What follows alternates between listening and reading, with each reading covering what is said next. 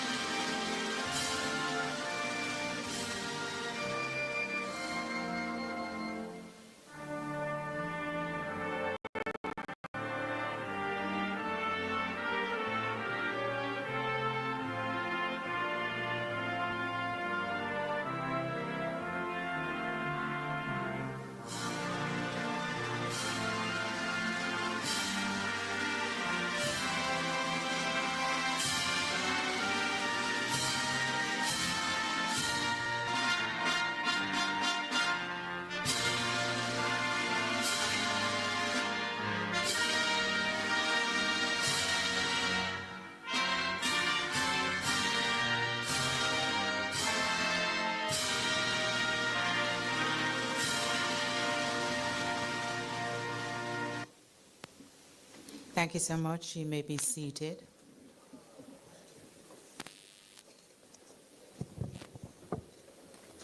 Let us pray. Gracious and eternal Father, we thank you for this opportunity to convene, to learn, to engage in meaningful dialogue, and to reflect on the vital issues that shape our nation and our destiny. As we gather here for this pivotal symposium, to delve into the profound insights to be shared by former Prime Minister P.J. Patterson, we ask for your guidance, for your wisdom to guide his mind.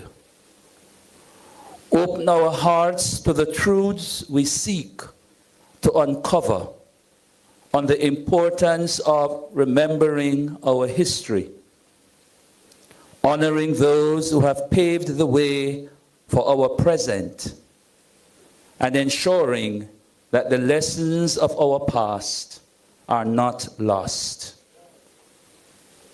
May we approach this topic with respect and a commitment to accuracy, ensuring that we do not forget the narratives that shape our history.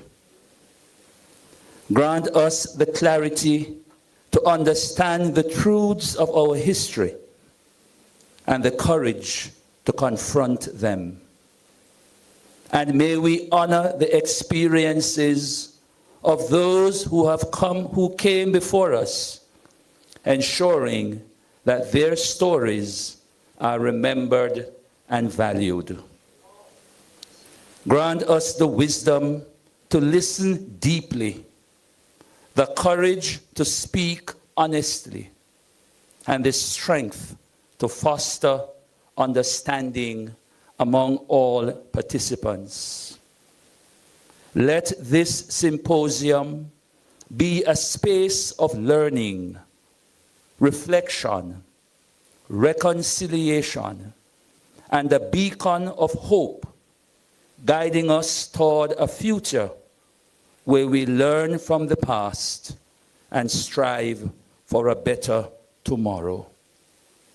We ask your blessings that we may foster an environment of respect and understanding, inspire reflection, progress, unity in our nation, and a commitment to getting the record straight, lest we forget. Continue to give eternal rest, O Lord, to your son Michael, servant leader, and Chedi Jagan, who today departed this life 28 years ago.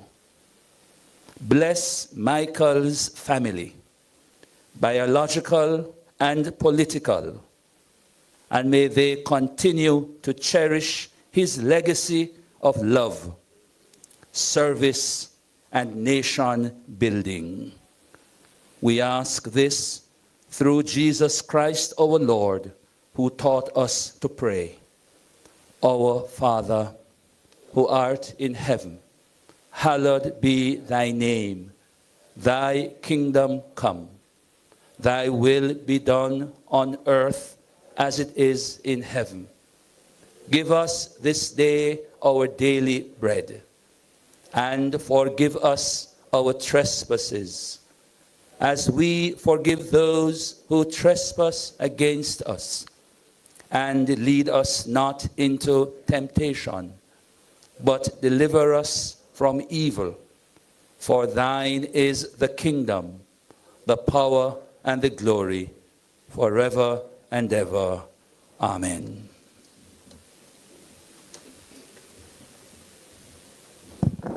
Thank you very much, Father Kingsley Asphalt, for those very moving words.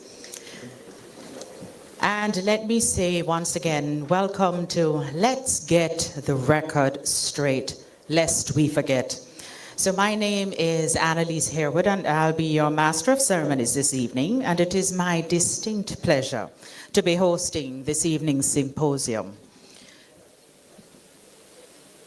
This evening promises to be an evening filled with wisdom, history, thoughts, and expressions, and will no doubt help us to set the record straight. So before we begin, let me first recognize some distinguished persons who are here with us this evening. Mr. Mark Golding, Leader of the Opposition, the Most Honorable P.J. Patterson, former Prime Minister, members of the Shadow Cabinet, members of the Diplomatic Corps, members of the Senate, members of the House of Representatives and former members, especially those with us from Region 3, Mr. Philip Paulwell, Mr. Julian Robinson, and Mr. Anthony Hilton. We also have with us His Worship, the Mayor of Kingston, Councillor Andrew Swaby, along with other councillors present. I'd like to also welcome members of the party's executive. I believe they are still on their way, but we are expecting our chairman, Dr. Angela Brown-Burke, and our General Secretary, Dr. Dayton Campbell, as well as members of the People's National Party. Welcome to Mr. Andre Hilton, Chairman of the PNP's Outreach Commission and Chief Curator of this evening's event. Mr. Dennis Gordon, also here with me on stage. He is Chairman of Region 3. And of course, Mr. Carl Blake, the Outreach Chairman for Region 3, and other invited groups, guests, and of course our viewers online. So now we're going to get started, and I'm going to invite Mr. Dennis Gordon to do the official welcome.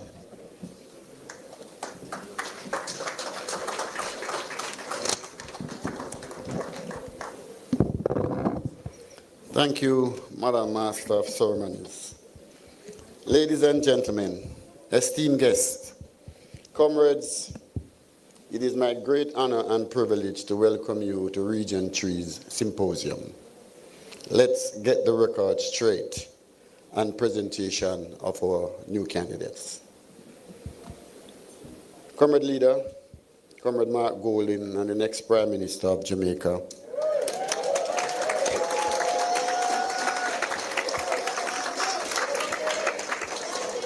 the Most Honorable Percival Noel James Patterson, ON, OSOC, KC,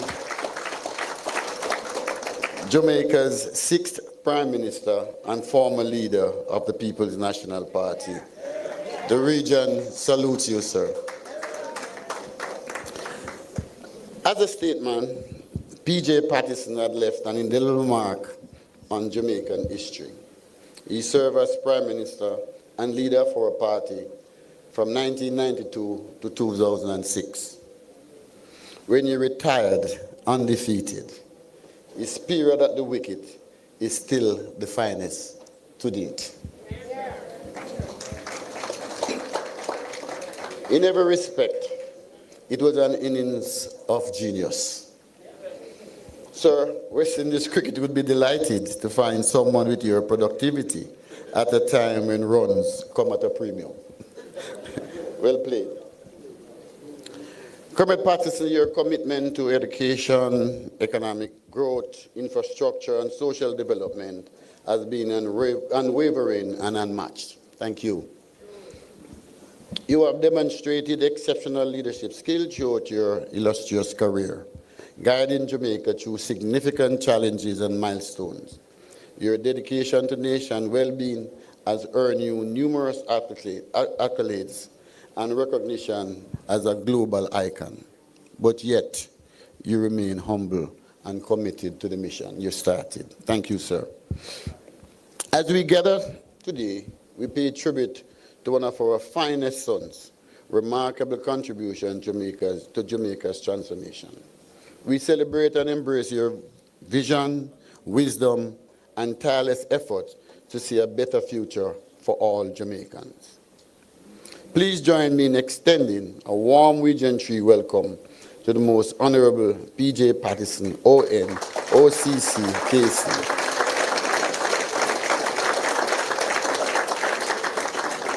We are so privileged to have you with us today to guide and inspire us simply by getting the record straight, lest we forget. Thank you very much, sir.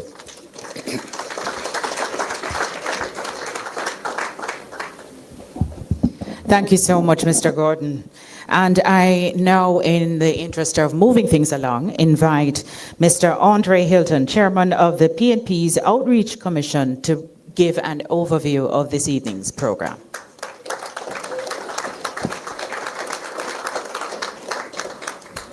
Thank you, Chair. You know, I'm very close to some powerful women. And when we get into this thing about chairman, one such lady says, just keep it as chair when we are referring to the females, you know. So I'm learning. Happy to see everyone. It's really nice. I was a little bit, not saying nervous, but concerned about the turnout at this hour of the evening. But I'm very delighted to see you all here this evening. I want it to be an educational evening, a fun evening, a fellowship. We need to interact with each other. And I was so happy to see the party leader moving through the room. He's really a politician, boy. He knows work the room, you know. That's so great. Give him a round of applause. And of course, Comrade Patterson needs, you know, there's just so many accolades. But, you know, I tell you, when the party leader asked me to serve as outreach chairman, which I did a few years ago, and I told Comrade Patterson, he was as excited as I was, and gave me some very insightful directions. And I really admire him for his stewardship and his mentorship. And of course, our party leader, who is I've known him long before I even got into politics. So, you know, we're here to work together. The Outreach Commission was set up primarily to attract us Jamaicans who do not necessarily go to a political meeting, but wants to be a part of the decision making of their country. They want to understand what this People's National Party is about. So sometimes we have to organize events like these, where we can sit in this kind of private, so-called private atmosphere and discuss what the policies of the PNP are, and also in terms of looking forward and where we go. So I'm very happy that you have all turned up. And it's a very nice intergenerational kind of thing. We have the young, we have the not so young. I don't know what Damien fall under now, if you're young or old, but I don't know. You're getting there. Join me in the group. We've also done a lot of projects, and just to give you an idea, we did one in Montego Bay, similar with Comrade Patterson. This is the second in it looks like it's going to become a series. We need to discuss it with him and the leader. But we've done various backyards. Patricia is here, Stacy is here, Julian is here. They do a lot of little backyard things with people, sometimes 10, 20 persons. If you want to do that, please feel free to contact me and we will ensure that that is done. We have also had the Sigma Run. We've gone through that. We had a lot of people walking, and we were so happy and elated to have the party leader joining us. And a man said me there and said, boy, the party leader never run. I said, what is he running for? The man is cool and relaxed. He's walking to the finish line. He's fully confident. He's a labourite, But I tell him we ain't think about run, but we have the thing under control. But this evening's event is really it's all about context, content, and of course correctness. In Montego Bay, when we had that Region 6 meeting, I tell you, it really opened my eye, and the individuals that were there were they were so fulfilled. We had young people, 6 farmers coming to the meeting, and afterwards I was interacting with them, and they were just so astonished as to the level of achievements and where the party is and where the party is going. They were very excited. So I'd like to say, sit back, relax. When you leave here this evening, please take the message with you. When you leave here this evening, if you wish to have any little get together, or somebody just told me about a church service a while ago, said let's talk, because we want to bring the PNP to the people and the people to the PNP. Right, Comrade Chair? So thank you all for coming, and let's just really have a rich evening this evening. Thank you.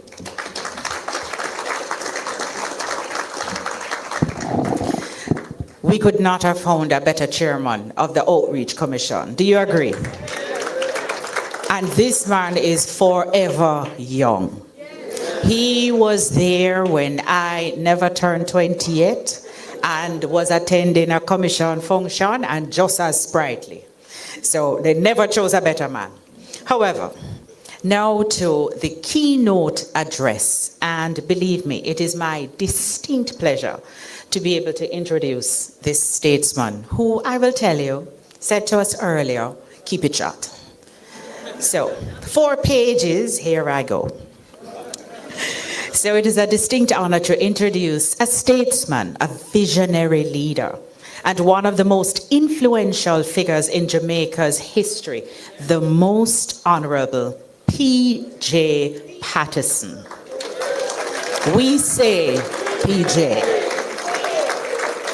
Mr. Patterson is Jamaica's longest-serving Prime Minister, having led the nation from 1992 to 2006 during a period of significant economic transformation, social progress, and diplomatic leadership on the global stage.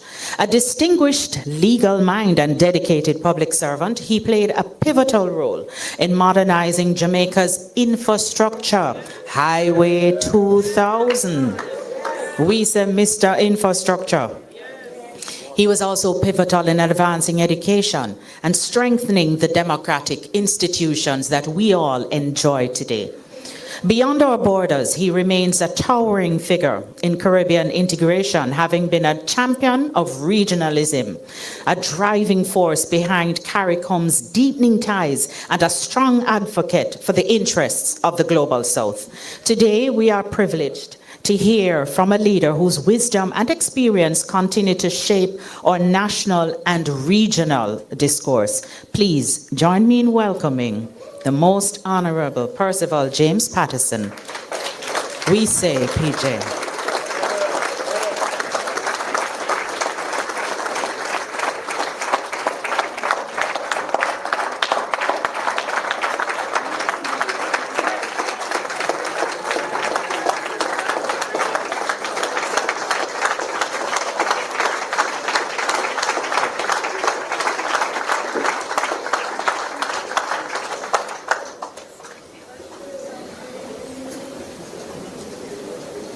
Thank you for granting me the privilege of age to make my presentation seated.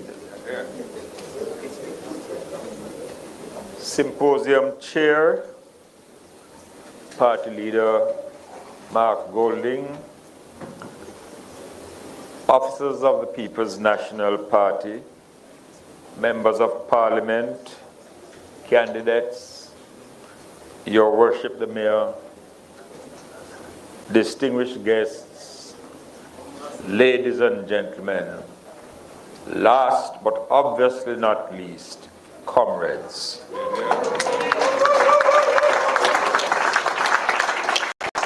A few weeks ago, I stepped out of the pavilion in Montego Bay. That was in response to an invitation from the Outreach Committee of Region 6. As you have heard, the purpose of the Outreach Commission, of which I was the founding chair,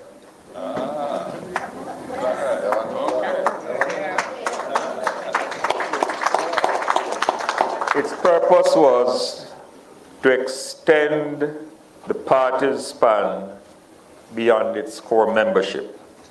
Please remember, we are the national party. I've been watching the sustained campaign to rewrite history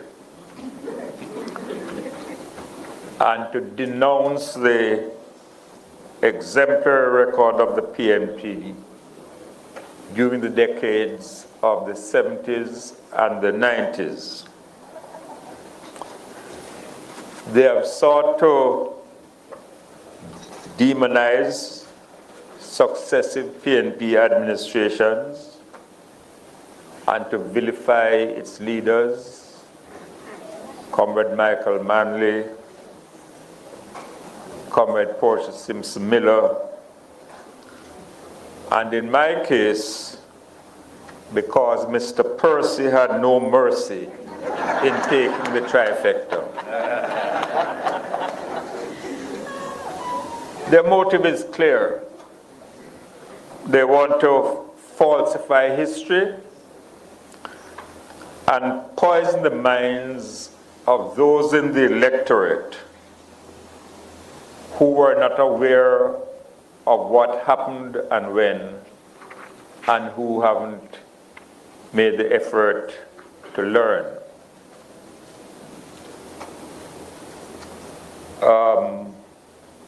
Father Asphalt is familiar with that portion of the scriptures which says, to everything there's a time and a season.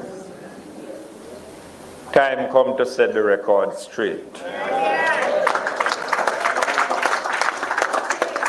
Time come to remind Jamaica of our memorable accomplishments, lest we forget. Those of you who know me realize that personal attacks or abuse have never prevented me from doing what duty demands,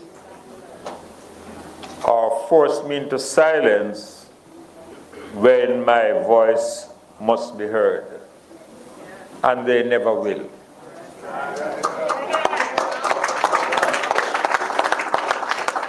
I have to ask myself,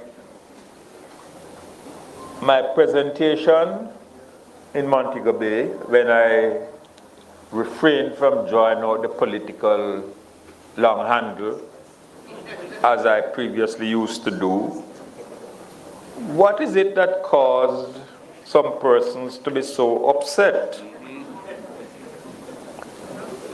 Was it that I had mentioned that at a time when it was not required by law, I made my returns to the Integrity Commission public.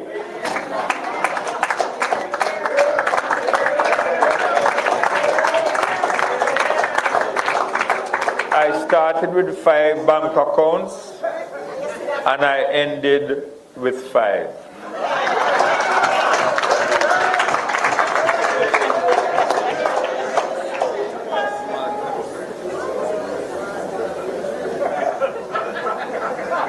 I reminded the meeting that there was somebody who said they were going to make Jamaica safe and we could sleep with our windows and doors open. And I said, nobody in Jamaica can feel safe in the present situation. Who can question that?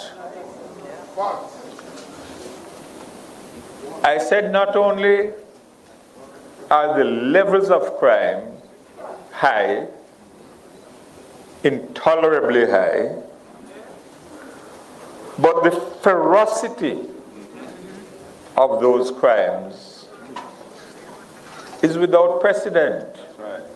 And you only have to think of what has taken place in Clarendon, both in the hills and on the plains.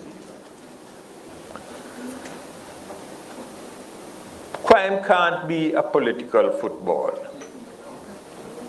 And I said then, and I repeat today, we are encouraged somewhat that there's a drop this year,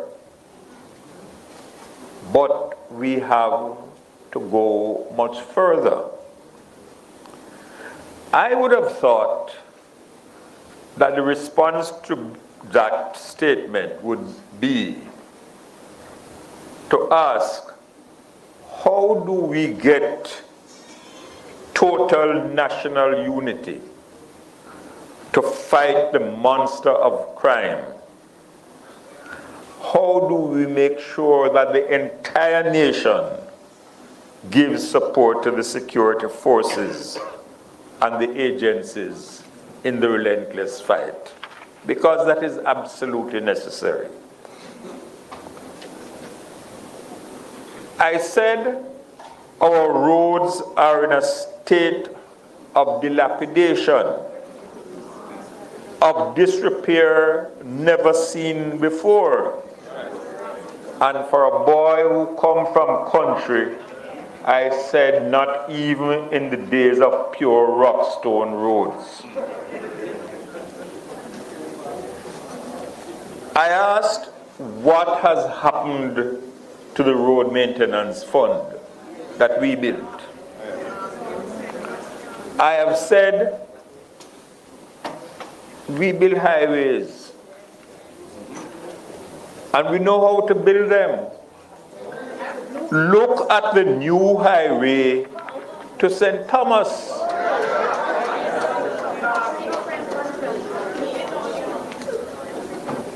One person who has some knowledge of the law in attacking me asked, how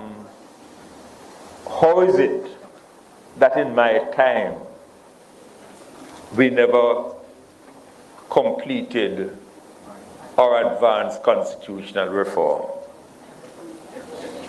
And I remember when I started to practice and I went across to Norman Manley's chambers, taking his wig and gown out of locker room number 1. He said to me, refrain from asking a witness a question if the answers will destroy your case. How does that apply? I'm going to say what we did.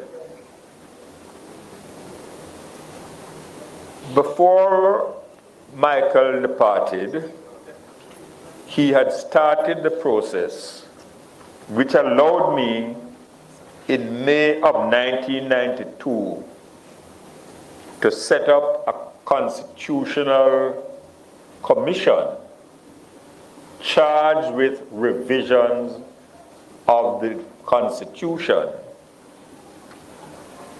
chaired by the Honorable Mr. Justice Sewell Carter of blessed memory. First thing, if you're going to do national consultations, don't ask an activist politician to lead the process.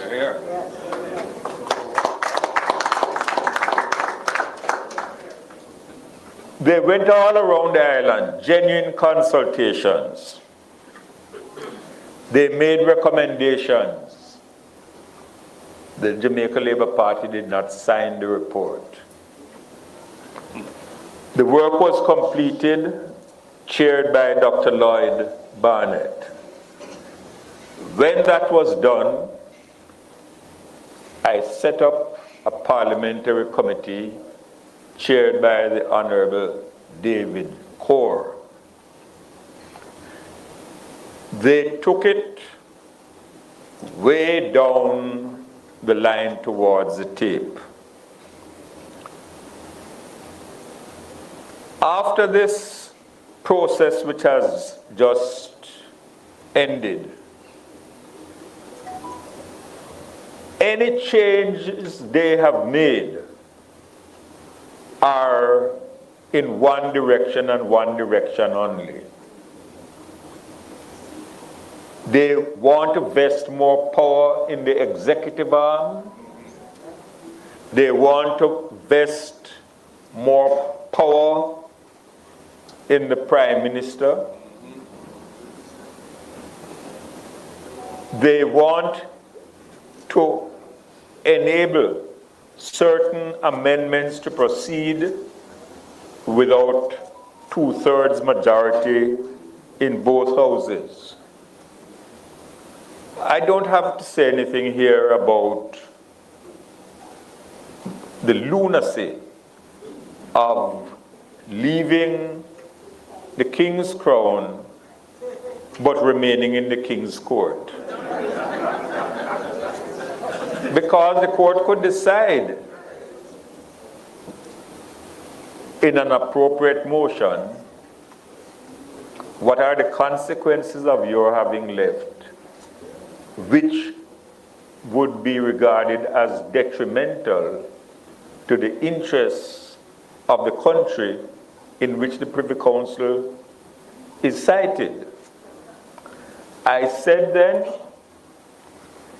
I would never, ever agree to the head of state being chosen in a manner which makes that person beholden to a simple majority vote.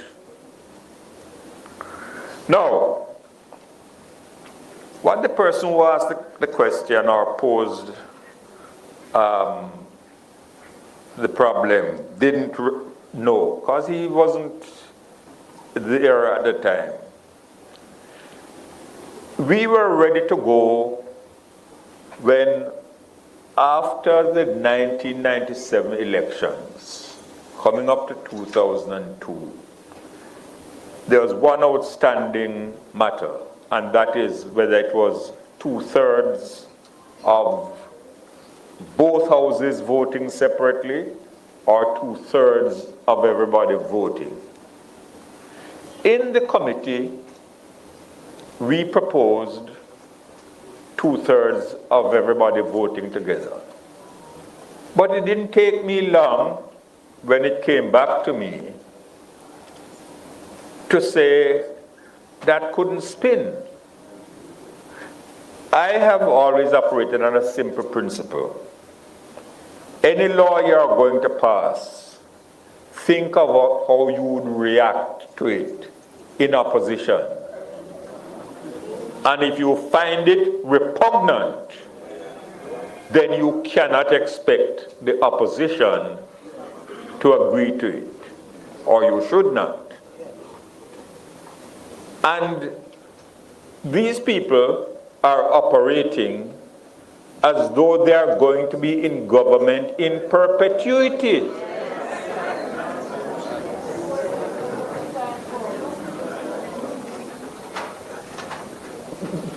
We are a democratic party. When we wanted to move from an executive president to a ceremonial plus president, I had to come to annual conference and ask the delegates permission to make that move.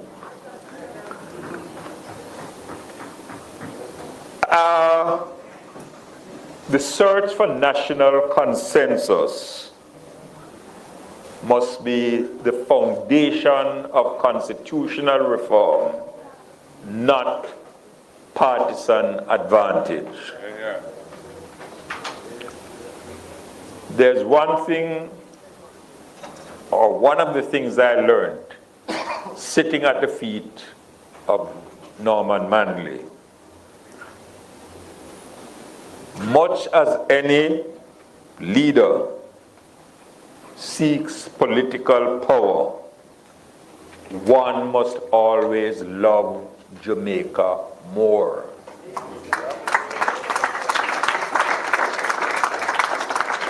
And there are many people who are upset to this day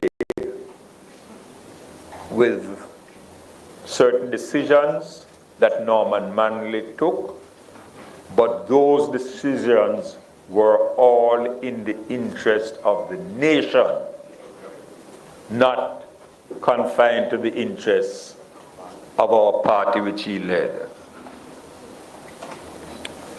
One of the reasons why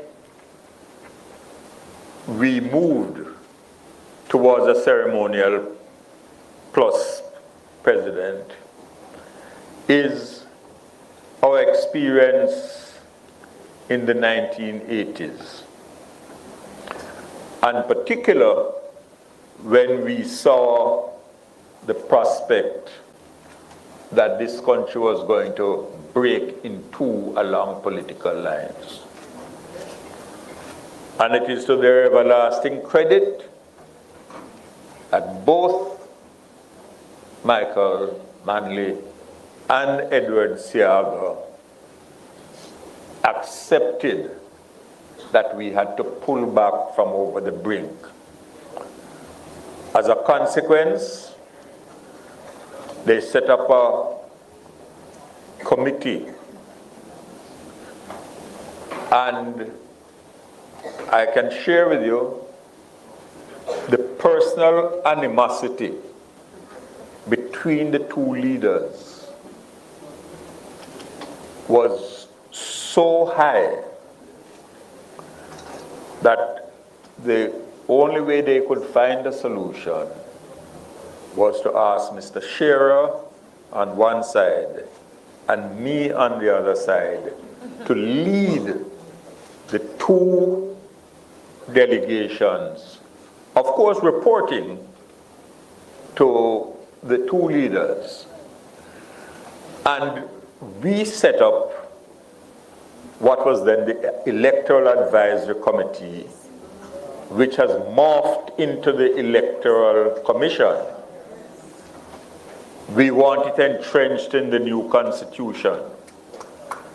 But if you want to really understand how well that commission has performed, think back to 2016, when the results came out 32 to 31.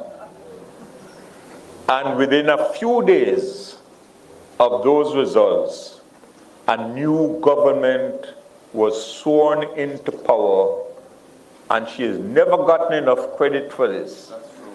Portia Simpson Miller was seated on the platform of the outgoing Prime Minister. So now, I am alarmed when unilaterally, they take the decision to move the office of the public defender, public ombudsman, the political ombudsman into the electoral commission. First of all, it's a conflict of interest. By its very nature, you cannot put the body which is responsible for ensuring free and fair elections into a situation where they have to be taking a position that involves differences between both sides. That's my first point. But my second point, and more significantly, what fills me with such alarm is that the moment one side decides to change the Electoral Commission's powers without consultation, you're opening the door. And I'm going to share something with you which I wrote, which I have spoken about before, but just to get you to understand why my concern. When we were coming up to the 1993 elections, the EAC, as it then was, asked permission, said that they were recommending an external mission to observe elections. And when we considered it in cabinet, first of all, it was not within their legal remit. We considered it in the cabinet, and we decided no, we weren't going to allow it. And then again, I thought a little bit more. People a lot of times misunderstand me. When I speak, I try to speak clearly, and I don't want to have to withdraw it. And I have always learned, engage the head before you engage your mouth. So when I thought about it, I said, you know, although it is not within their remit, if I refuse their unanimous recommendation, the next time they make a recommendation, Mr. Siaga might refuse it. Therefore, I go along with their recommendation. I had to go back to my cabinet, some of them are here, and I had to persuade them. And in the end, I had to say to them, give me this one. And they agreed. Consequence, the Carter Commission came. It certified that the elections were free and fair, but it also pointed to some weaknesses. One of which was that when you had polling stations that were voted out, it did not reflect the will of the whole constituency. We wanted to have one person, one vote. So we looked at it and we devised the creation of somebody on the Electoral Commission. We entrusted them with the power, when such a thing arises, to declare those polling stations null and void and to have it over again. And I wonder if the present incumbent in West Central St. Andrew realized that he would be nowhere but for that introduction. And we had to do it not once, but twice. Now, you see what is already brewing between the Electoral Commission and the government. And all I would say is this. In 1967, I really learned from the GLP what gerrymandering was. But I never knew that you could gerrymander a whole parish. And again, all I would say, because I don't want to give any clue to anybody, there are some constitutional issues which will arise. And I miss the days when I could put on my gown and say, see you in court.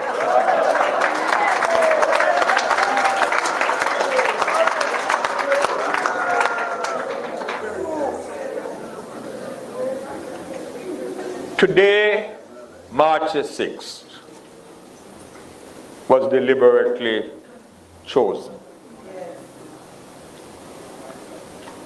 It is 28 years since the passing of the great Michael Manley.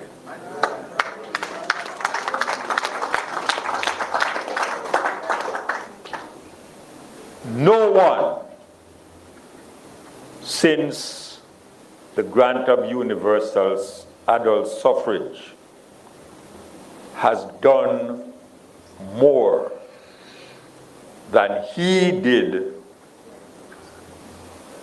during what I call an irreversible era of social transformation.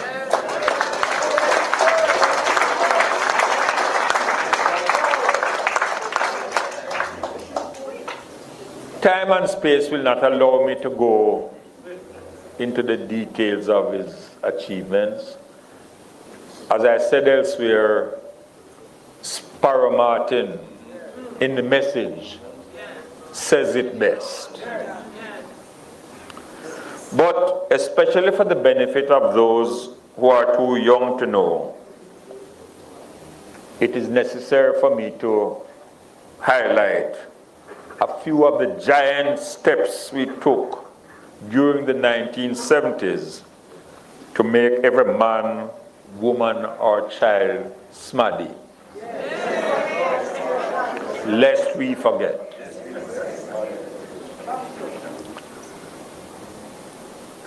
Michael's passion was the building of a just society, one designed to ensure that every man, woman, and child would have an equal chance in life. We start with the Status of Children Act, which we refer to in common talk, no bastard no day again, that provided equality for children in the sight of God, of man, and of the law, that dealt with rights of children born out of wedlock when their parents pass. He introduced maternity leave with pay, equal pay for women. Perhaps one of the most outstanding in English common law jurisprudence was the abolition of the Master and Servant Act.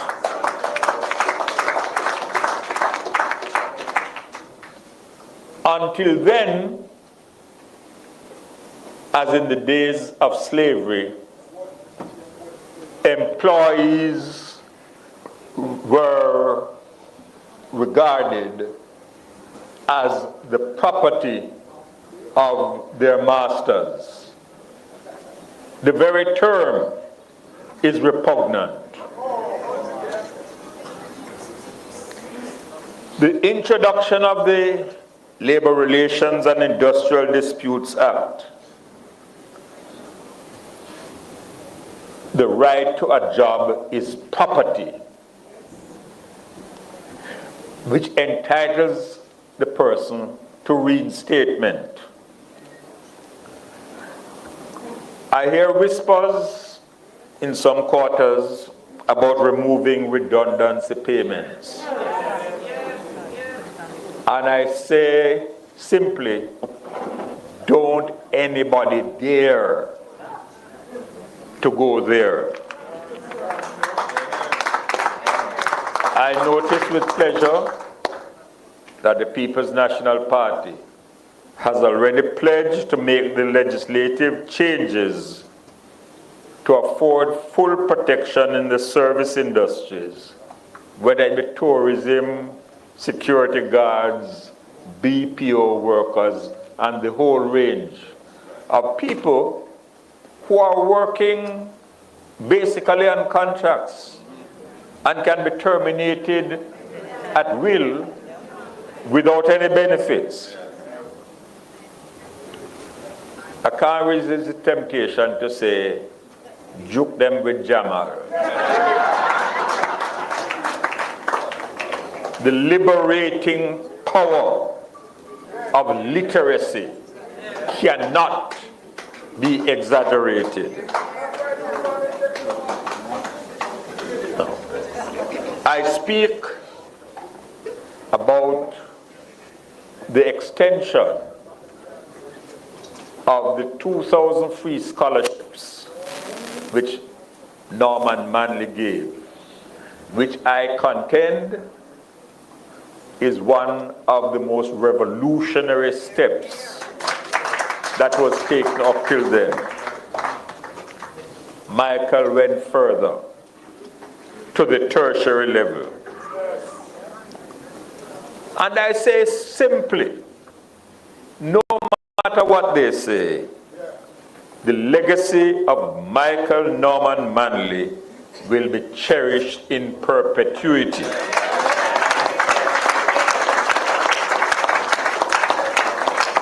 The word was love and forever shall be. Now, I come to set the record straight. And I want to talk about the era from 80 to 89. We now have had access to the documents in Washington which establish beyond doubt the role of the CIA in destabilizing the Michael Manley administration.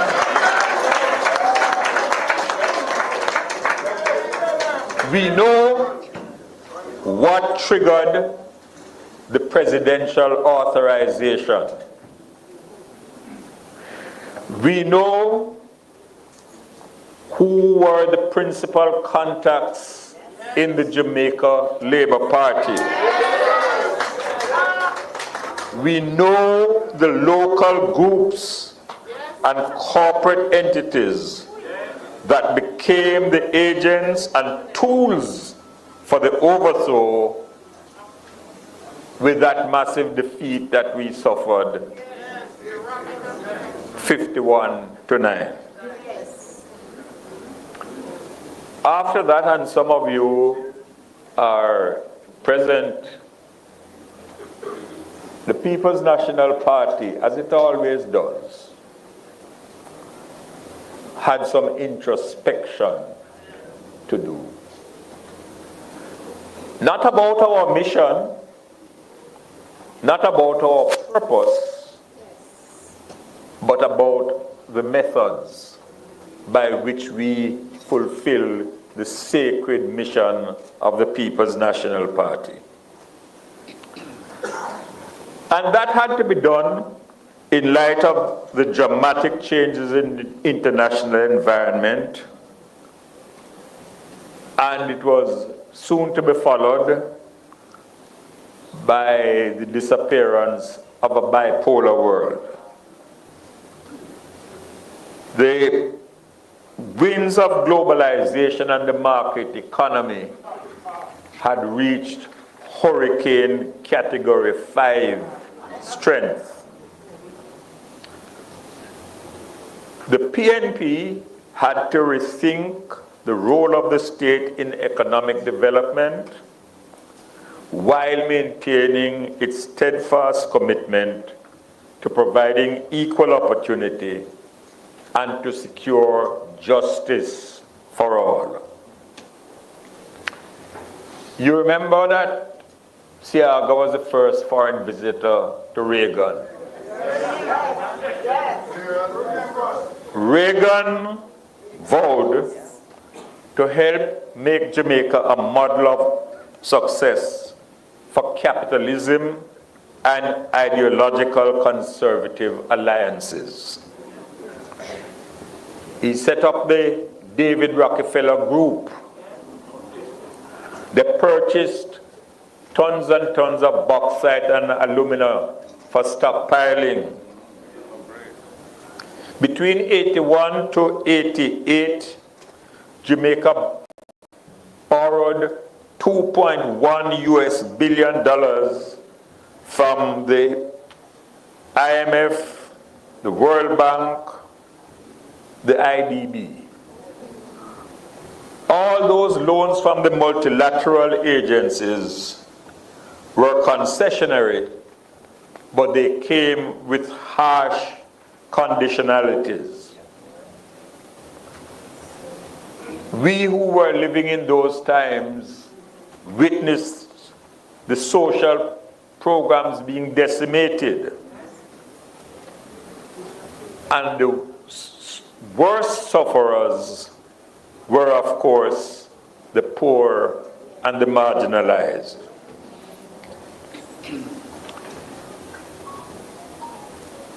The national growth of 0.9%, which they attained for the decade of the 80s, was not due to any new investment projects.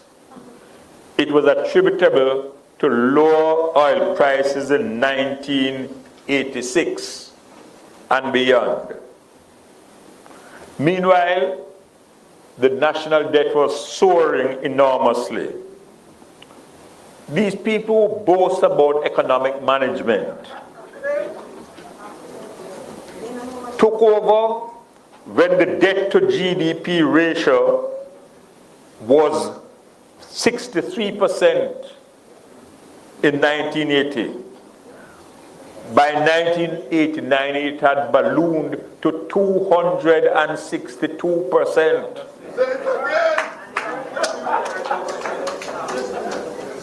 They dismantled local government cemeteries, local government services, and Mayor, they left you only to deal with cemeteries and markets.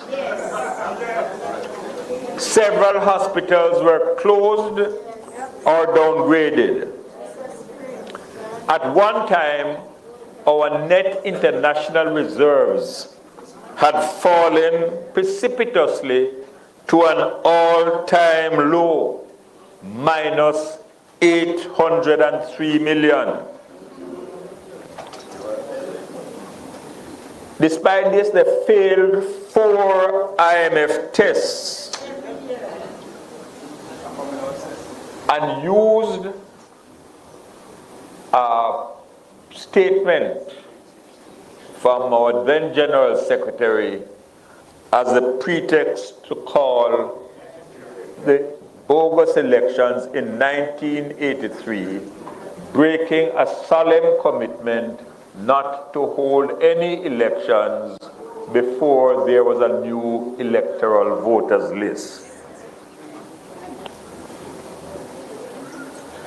When we came to office in 1989, we inherited an IMF agreement, a World Bank structural adjustment loan, an IDB loan, all of which were dictated according to the gospel of the Washington Consensus. We had no trade preferences any longer for our primary commodities, and we were unable to protect domestic markets by tariffs. Can't do what is being done to the north, and trade quotas had to disappear.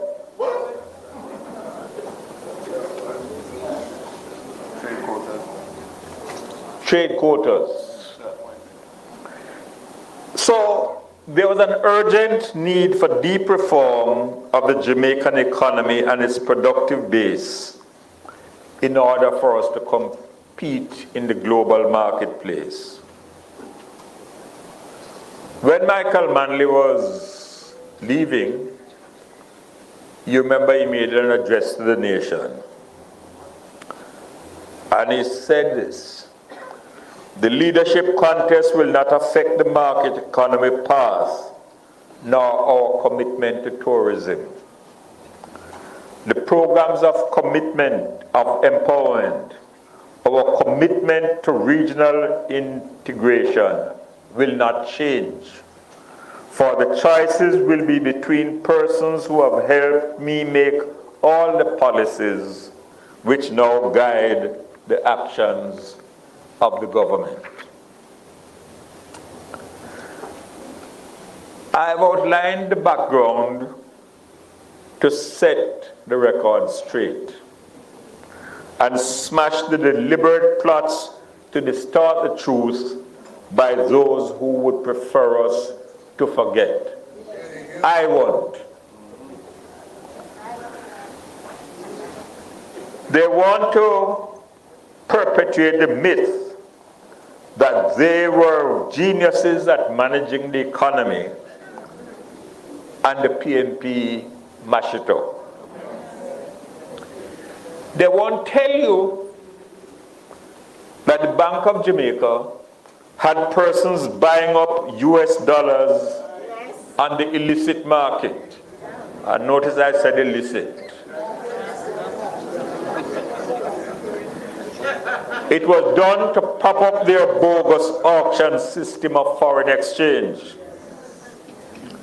They don't want to remind you that they had pre-sold bauxite and alumina, and also future revenues from cable and wireless.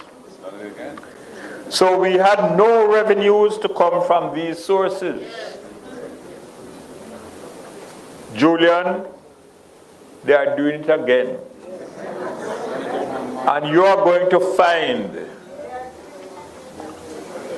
that nothing is coming to you from the Norman Manley Airport. But they claim to be financial wizards.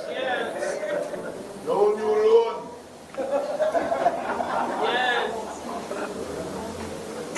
As we know, I finished Michael's term, and Portia finished mine. So we're dealing with 4 terms together. It's time to set the record straight and tell the story of what we actually accomplished.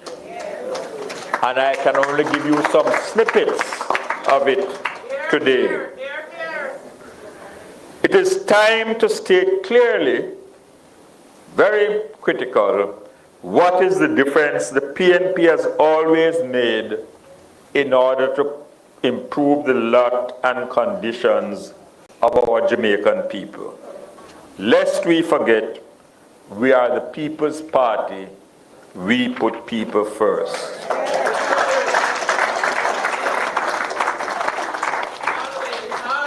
Always. Remember when? Before we proceed any further, how many people remember that period in the 80s when the oil tankers in the harbor would not offload the fuel until they got paid? How many people remember the gas lines that were stretching for miles in the hot sun? You remember about when you want to purchase a new vehicle? You go to the dealer, you pay the money in full. When the car arrives, somebody give them a higher price and they give you back your money without interest. You remember? All of that stopped. I think Paulwell was at the trade board at the time. And several people today are doing well because of the cars that we allowed in. But, again, remember me, I'm a country boy. Remember the days of the call boxes? To make phone calls in rural Jamaica and our larger villages? When you had to go up to the street corner?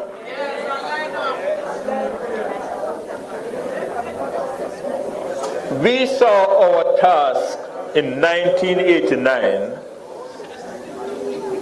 as having to transform a weak and unstable economy and lay the foundations for sustained growth and development.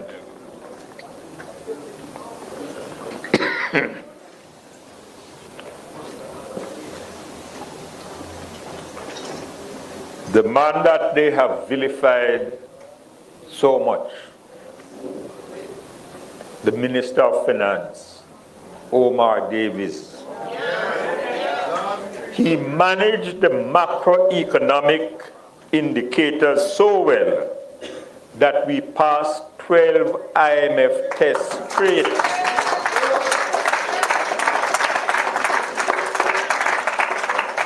And as a result of that, by 1995, I was able to say to the IMF, ta-ta and goodbye.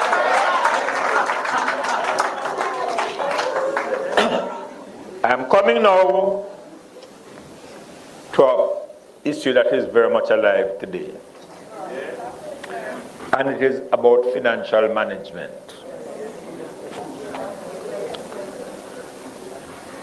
All that we accomplished was done at the same time that we had to protect 1.5 million deposit accounts and 570,000 insurance policy holders out of our own resources.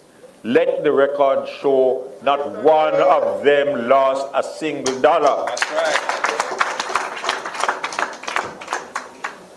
I'm not surprised that there was no final report about FinSAC, because the commissioners could not find what they were sent in to look for. And indeed, the full story had been told in Parliament and was in testimony before the commissioners. When that happened, the multilateral financial institution said to us, yes, we persuaded you to open the system and to grant license because we wanted to have competition in the financial markets. But when they failed, they said to us, this is what a market economy means. They took the risk. Let them pay the price. Drive it to the wall.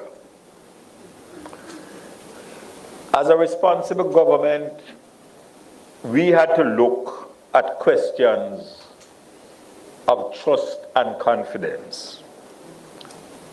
For local depositors, what would it mean to Jamaicans overseas that were sending money back home? We had to look what would be the social consequences of a meltdown. And I think some of you will remember that special conference that I summoned at National Arena. And there is a hard-working farmer, an honest man, a firm Christian believer. I've known him for a very long time. Unlike some, he come to conference, but he don't talk. And I was on the platform, and when I saw Eric Thompson going to the mic, I said, my God, what is he going to say?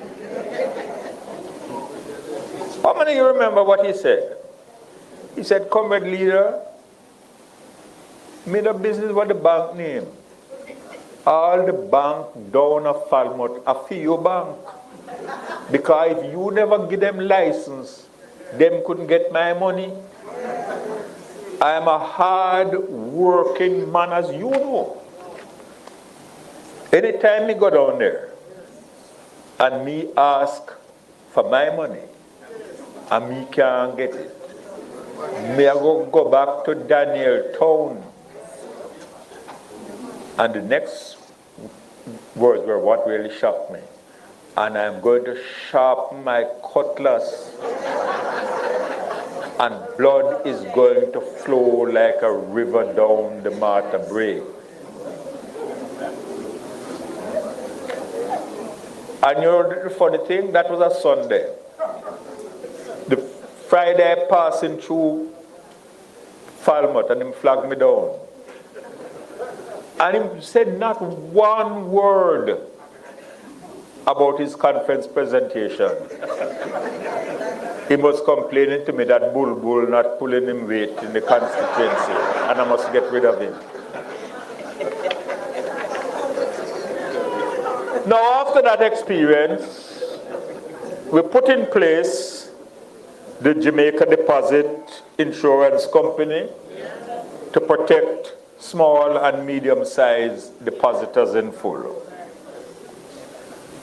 We also created the Financial Services Securities Commission to regulate institutions that deal with insurance, pensions, and securities in order that investors and depositors would be alerted in advance of any failure and therefore spared any repeat. Now we come to SSL.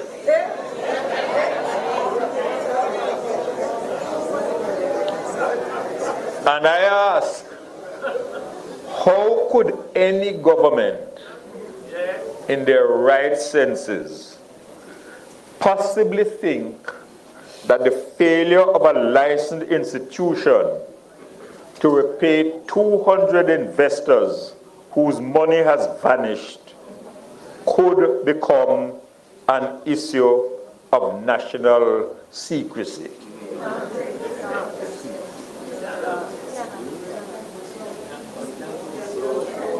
It is a matter which is of concern to the entire nation and our standing in the world.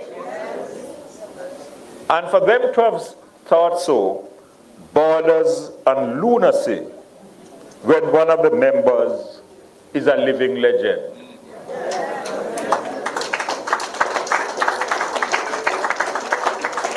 I want to be very clear. Nobody is singling out Bolt for any special treatment. He hasn't asked for it, and I don't think he expects it. But the widowers, the pensioners, and all the persons who were robbed have a compelling interest in finding out how the money goes. Usain Bolt is a loyal Jamaican who is an international icon. He's not going to use the same image or rhetoric as his parishioner, Mr. Thompson from North Trelawney also. But the fact is, even if he kept quiet about it, there is an interest because you have some publications that track the income and the worth of athletic stars and of musical stars. So they have been following the story. And when they see a sudden dip in their account, they're going to take notice of it. So it is just sheer stupidity for them to pretend that this thing can happen and the opposition is not going to say anything about it. We're not creating any partisan issue out of it. This is a national issue. By my own profession and disposition, I don't like to engage in rumor, speculation, or gossip. I know there is a legal presumption of innocence to which all accused are entitled. If anyone who thinks that whatever Ms. Panton is accused of doing, if in fact she did anything could be done by her alone, must still believe that the world is flat.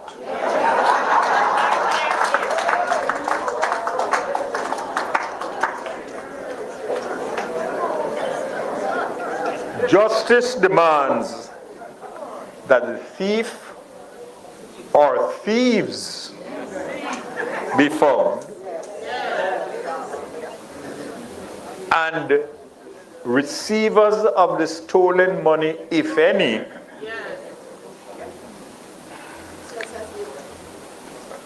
end up where those who have been convicted by a court of competent jurisdiction go,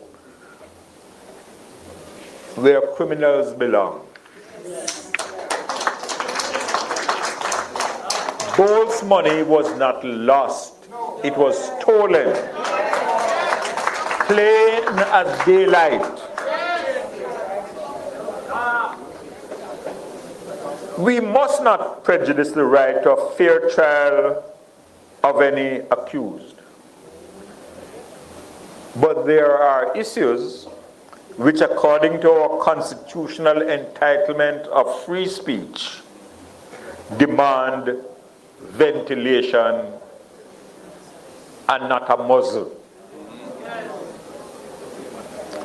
In 1998, Mr. Eric Thompson would have had no legal recourse for a failure of his bank.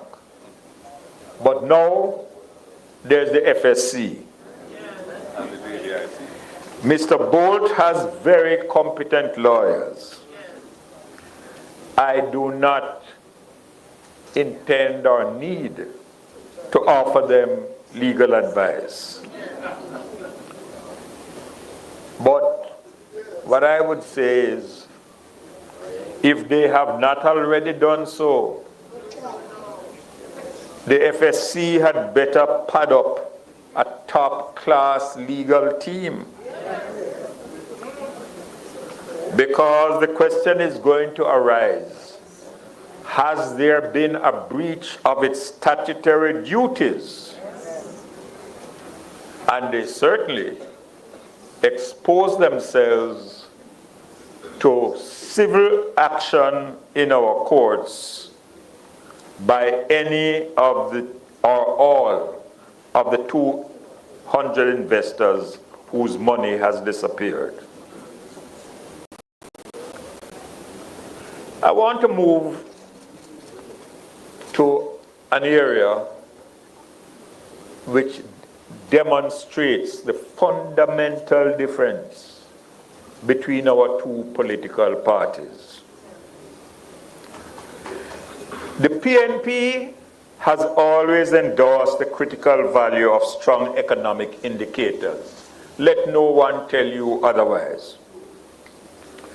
But the PNP does not believe macroeconomic stability is an end in itself.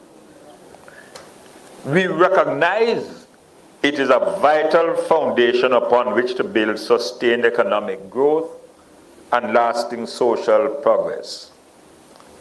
Plainly put, we don't only want a good report card for the multilateral financial institutions, but more so, we want the money and the performance measures to be used as the key to ensuring development in order to accentuate the full release of our human potential and to yield a satisfying quality of life for our Jamaican people.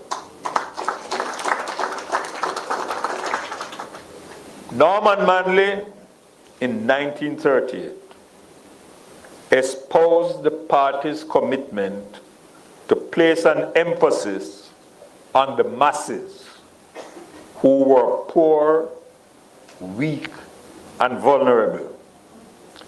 That has endured throughout the ages as a priority for all PNP administrations. The party's record of social intervention throughout all its terms in government, from Norman Manley to Portia Simpson Miller, is well documented. Our policy initiatives in the social sector have been consistently based on rigorous analysis that underpin our policies and programs.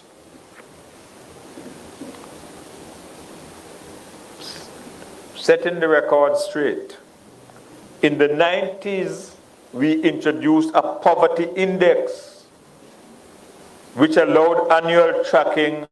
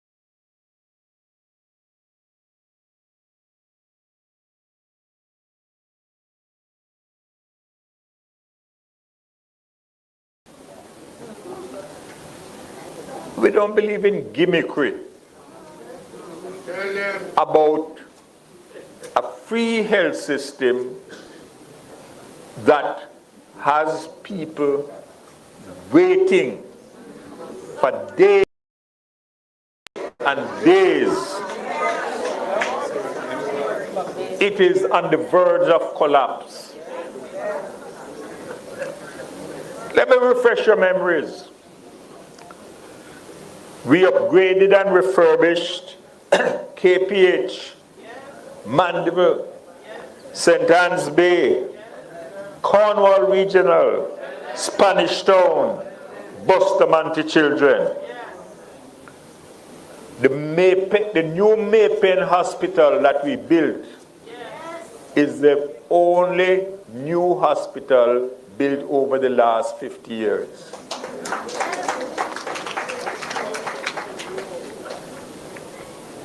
We introduced drugs for the elderly. And I will just say this one simply. I heard them asking what would have happened if we had the COVID epidemic and the PNP was in power. And I asked them the question, how would they have survived COVID if it were not for the National Health Fund?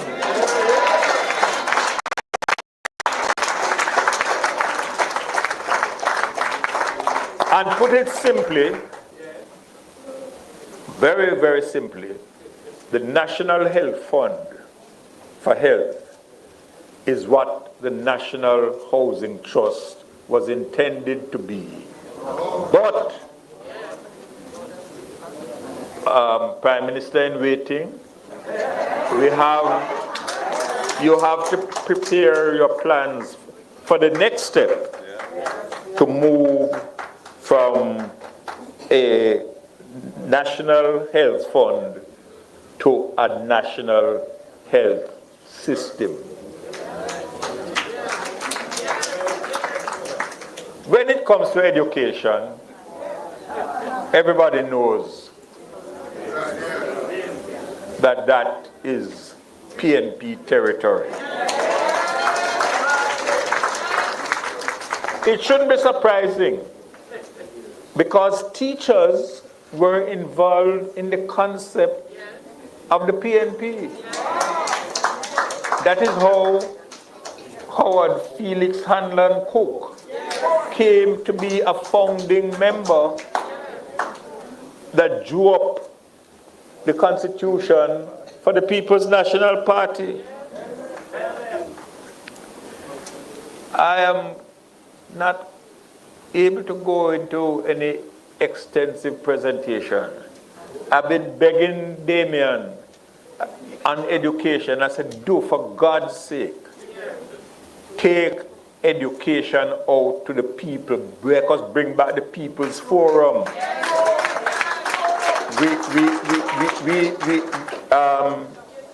We have a situation where there's a report presented, a good report, but the stakeholders have no involvement in what it contains.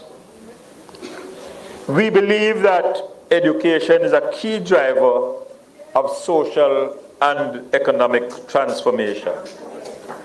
And it is the more important for technological innovation to build a knowledge society, which is where we are seeking to go. In passing, remember, we reopened the vocational training centers that had been closed. We expanded HEART to embrace the national training agencies. And this is a report from the World Bank. The quintile of tertiary students in Jamaica moved from 6.5% in 1991 to 19.5% by 2004. When I took office, we had one university. When Portia left office in 2007, we had 6.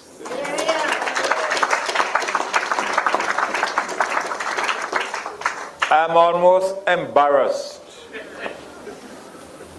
to mention a comparison in the field of housing.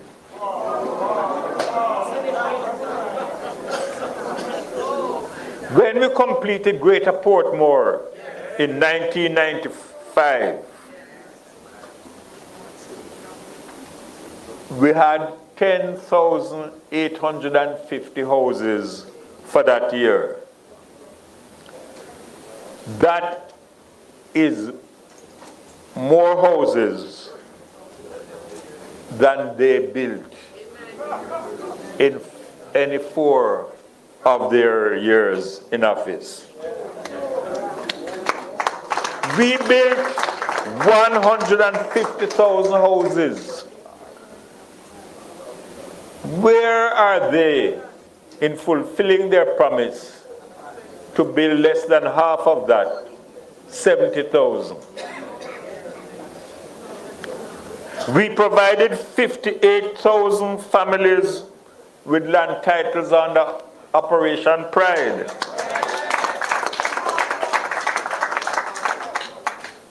They have handed over 280 social housing units in 7 years.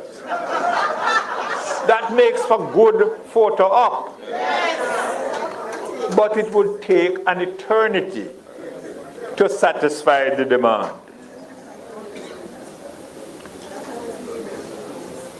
To stimulate growth, we created entities that generate economic activity, which expand business enterprises and provide employment. In 2005, we attracted $800 million of investment, mainly in construction, mining, and agro-processing. We built the physical infrastructure, the airport in Montego Bay, the North Coast Highway, water supplies, reliable energy to support hotel development as well. 2 of our local chains grew, Sandals, super clubs. We did not forget the small hoteliers. Then there was the Spanish investment. And believe you me, it's difficult for me to stay in the pavilion and watch when they talk as though they are responsible. It is a myth. I don't want to use any imagery from a former leader on their side, how to treat lies. But all I would ask them to do, give credit where credit is due, for it is the right and proper thing to do. Any of you remember when a cell phone was like a briefcase?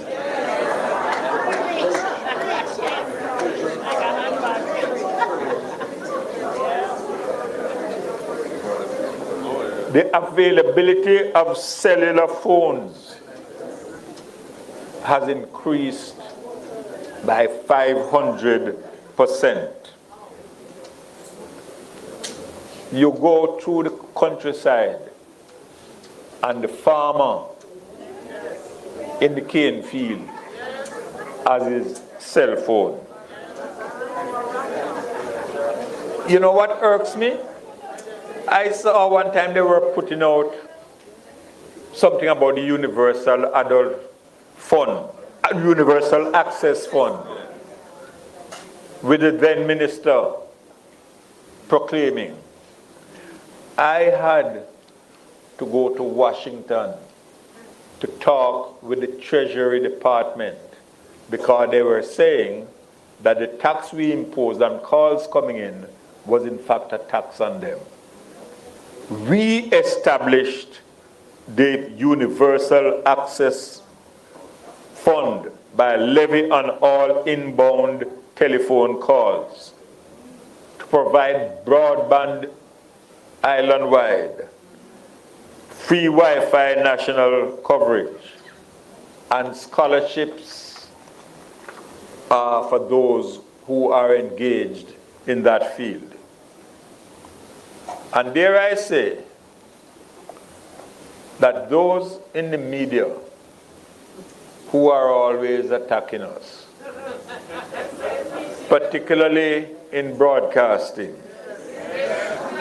did it ever occur to them that but for what we did to open the media landscape, they would not exist? And hear me, I'm not asking them to modify their position. All I say, speak the truth and speak it ever, cost it what it will. And that is why we have introduced the Access to Information Act. We introduced the National Commission on Science and Technology to coordinate the programs and develop the linkages with the sector of science and technology in both the public and private sectors. We brought a fresh approach to governance, including building into our programs community participation and ownership. That is how JSIF was born, to support education, training, health, community projects, to stimulate the creative industries and early childhood education. We use money from the Bauxite Fund for the development of projects in villages in the surrounding areas of mining.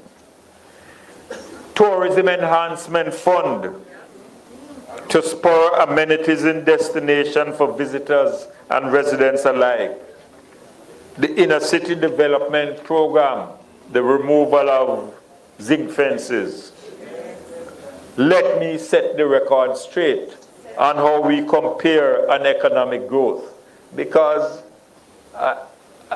I think it's an insult to our intelligence when they are claiming that they manage the economy better than the PNP.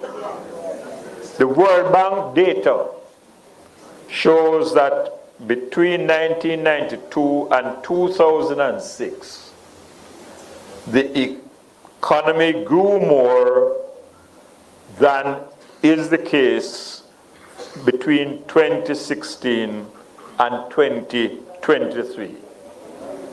What happened to 5 in 4?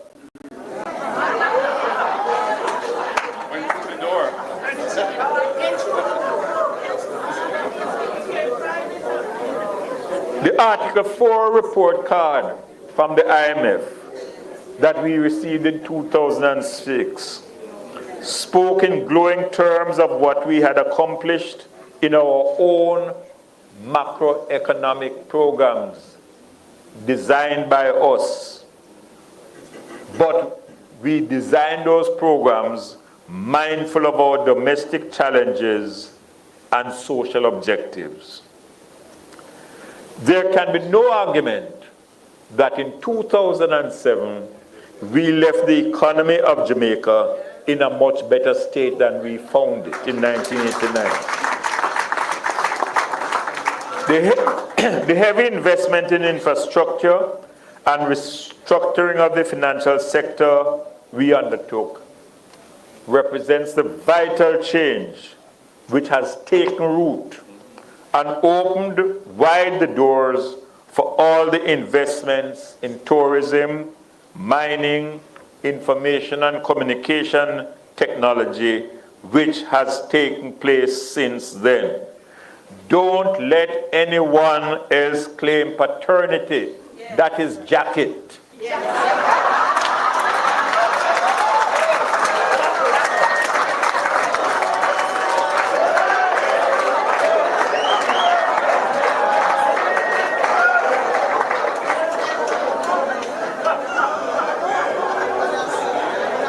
But through it all, as we sought to boost production, we never, ever lost sight of the obligation to secure social justice for all our people. At the same time, and this is not something we get credit for, we worked tirelessly to reduce political tribalism. We do not regard scarce benefits as the spoils of victory. We believe they should be allocated according to needs. And all of this was aimed at reducing political tribalism and thereby eliminate political violence. And I hope the government in its last few months in office will never forget that.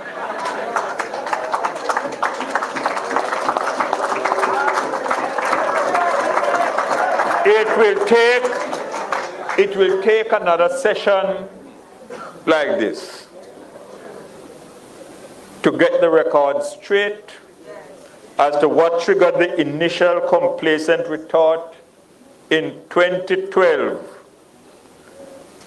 by the then Minister of Finance when there were banking failures in both the United States of America and the United Kingdom. It is they who took us back to the borrowing window of the IMF. The PNP in 2012 inherited an economy which was faltering. The IMF had stopped sending the money. There's a complete absence of confidence in Washington and external capital markets. Jamaica was in deep mud. No one can deny that it was under the watch of Jamaica's 7th Prime Minister, Portia Simpson Miller, with Dr. Peter Phillips as Minister of Finance, that our international creditworthiness returned to a secure footing. It was the PNP between 2012 and 2016 which laid the course to reduce the debt ratio to GDP and to build up the net international reserves to historic levels. Since then, and I am always fair, there has been a continuation along that path. But no one should be boasting about the present trends and forget which party made us turn the corner again. The People's National Party, or even worse, trying to spread false propaganda. They will preen on the indices and even try to explain when a recession, by classic economic definition, is not in fact a recession. I am not going to get engaged in that semantic row. What I do know is that there are too many families, some with 2 working parents, who simply cannot make ends meet. I know that there are too many young professionals who do not see when, if ever, they will own a home. I read reports in international documents that hunger and malnutrition in Jamaica have reached alarming levels. Why are they surprised that the birth rate is falling?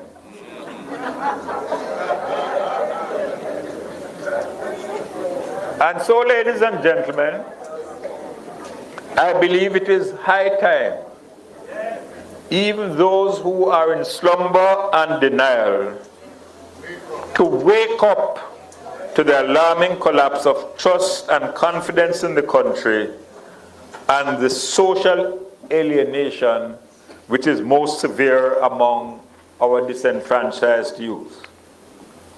As a party, we cannot ignore the breakdown of trust and confidence in Jamaica. Nor will I remain silent when the moral order is under siege and the social order in decay. The institutions which we created to promote good governance are all being castigated and undermined. Even when the Auditor General makes a report that billions and billions of dollars are unaccounted for, she finds herself under attack. We have to change course, and the PNP has to come to the rescue once again in order for us not to go over the precipice. I am sure that the PNP under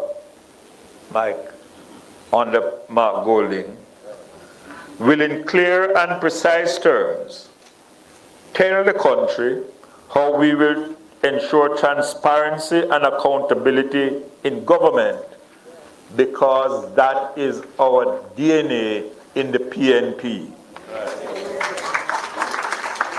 To those who have sought to pervert history, I ask them, don't confuse your political opinion with the verdict of the people.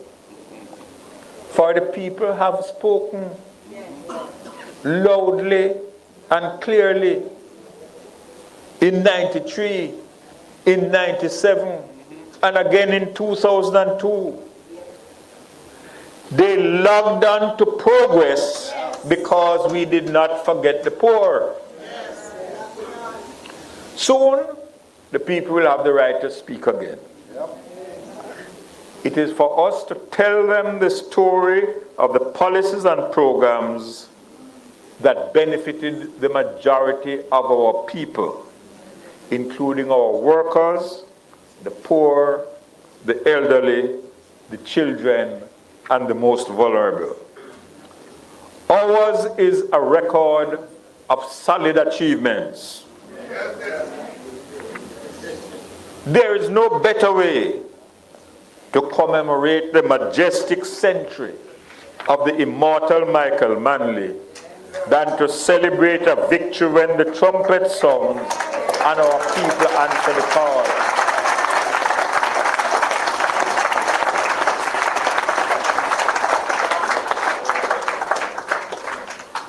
It is no longer my prerogative to lead on issues of party policy. There's a debate, budget debate coming up. I expect we'll hear from our Minister of Finance designate about the new economy, how we're going to boost innovation, productivity, and the creative arts.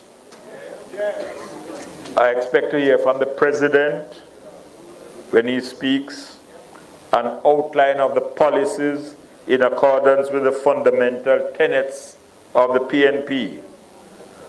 How we're going to get a government which is honest, accountable, and progressive.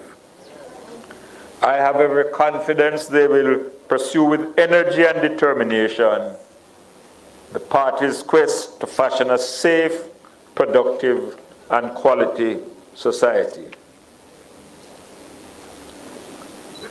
No one, and certainly the Labourites, never forget the outcome when I was the man to fly the gate. Whether in 93, 97, and 2002. I know I'm no longer the one to call it. And I don't intend to indulge in prophecy. But I can still read the tea leaves. And the window is closing. I take note that the 48th meeting of heads in Barbados last week accepted an invitation from the government of Jamaica to hold the 49th meeting of heads in Montego Bay on July the 6th to the 8th. So, in what those of us who knew the hurricane poem, June may not be any longer too soon. And I would suggest, party leader, that you issue the order to saddle up, time all your candidates, mount the horses. Let's get ready for whatever that time may come. Thank you.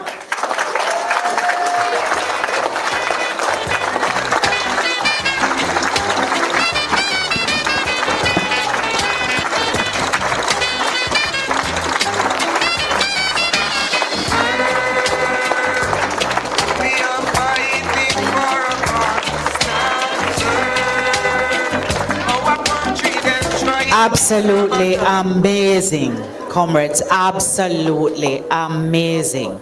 There are no other words to capture what we just witnessed today. As we reflect on the significance of today's topic, lest we forget, we're reminded that the true measure of political achievement lies not in the accomplishments themselves, but in the lasting impact they have on the lives of individuals and communities. So may the stories we've explored today continue to inspire us to work towards a more just, equitable, and compassionate world. Comrade Leader, those are big shoes to fill, and the charge has been issued to you. And I know, and we are all here to say, we know that you're equal to the task.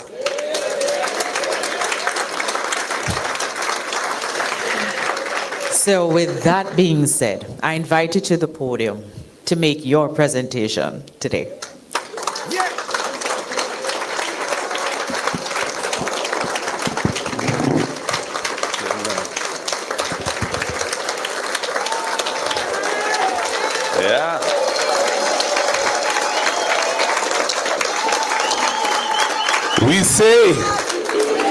We say, oh yes. Thank you, Madam Chairman. Former Comrade Leader, former Prime Minister, Most Honorable P.J. Patterson. Regional Chair, Dennis Gordon, Outreach Chairman, Andre Hilton, my comrade parliamentary colleagues, members of the Shadow Cabinet, His Worship the Mayor of Kingston and St. Andrew, distinguished ladies and gentlemen, comrades all. What a tour de force we have had. P.J. Patterson is really a national treasure. national treasure. And it is so important in this era where misinformation flies around cyberspace at alarming levels and speed, and where our opponents devote considerable effort to revise history in ways which seek to denigrate, understate, and otherwise misinform about the achievements and the performance of the People's National Party in the various iterations of government where we have led. Almost as if they realize that if the truth is well understood, it will be obvious to the electorate where the right choice lies. And so I want to commend the Outreach Commission and the regional outreach committees for conceptualizing and implementing these two symposia in which our beloved former party leader and Prime Minister has had this opportunity to, as has been said, set the record straight, lest they forget. And he has done so with great distinction and persuasiveness.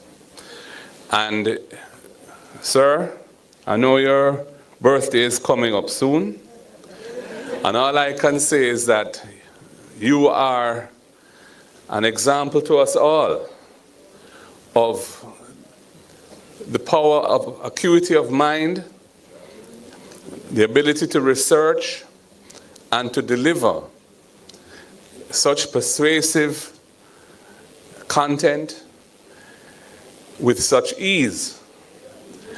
And all I know is that you're going from strength to strength, sir. You really are. Really are. And I must tell you what a pleasure it is and how fortunate I feel that you are still so active and so generous with your time and your ideas.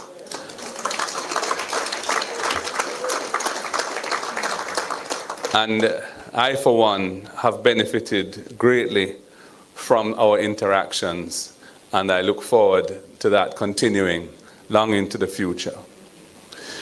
Comrades and friends, we are meeting at a time when Jamaica will be facing the polls in short order. I am pleased to say that your party has its 63 candidates in place.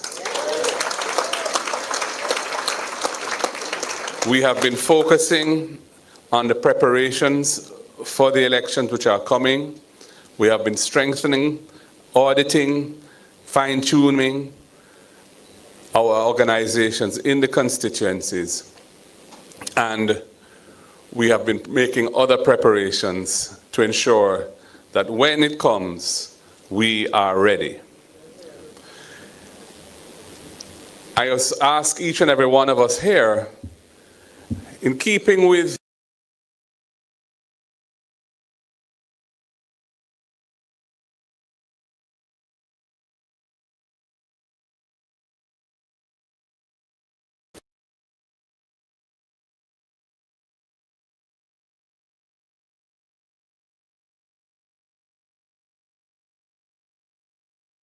Are you over 45 and don't have life?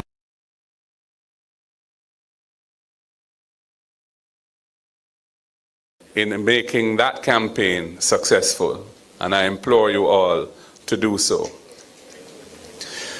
We are going to be taking the reins of government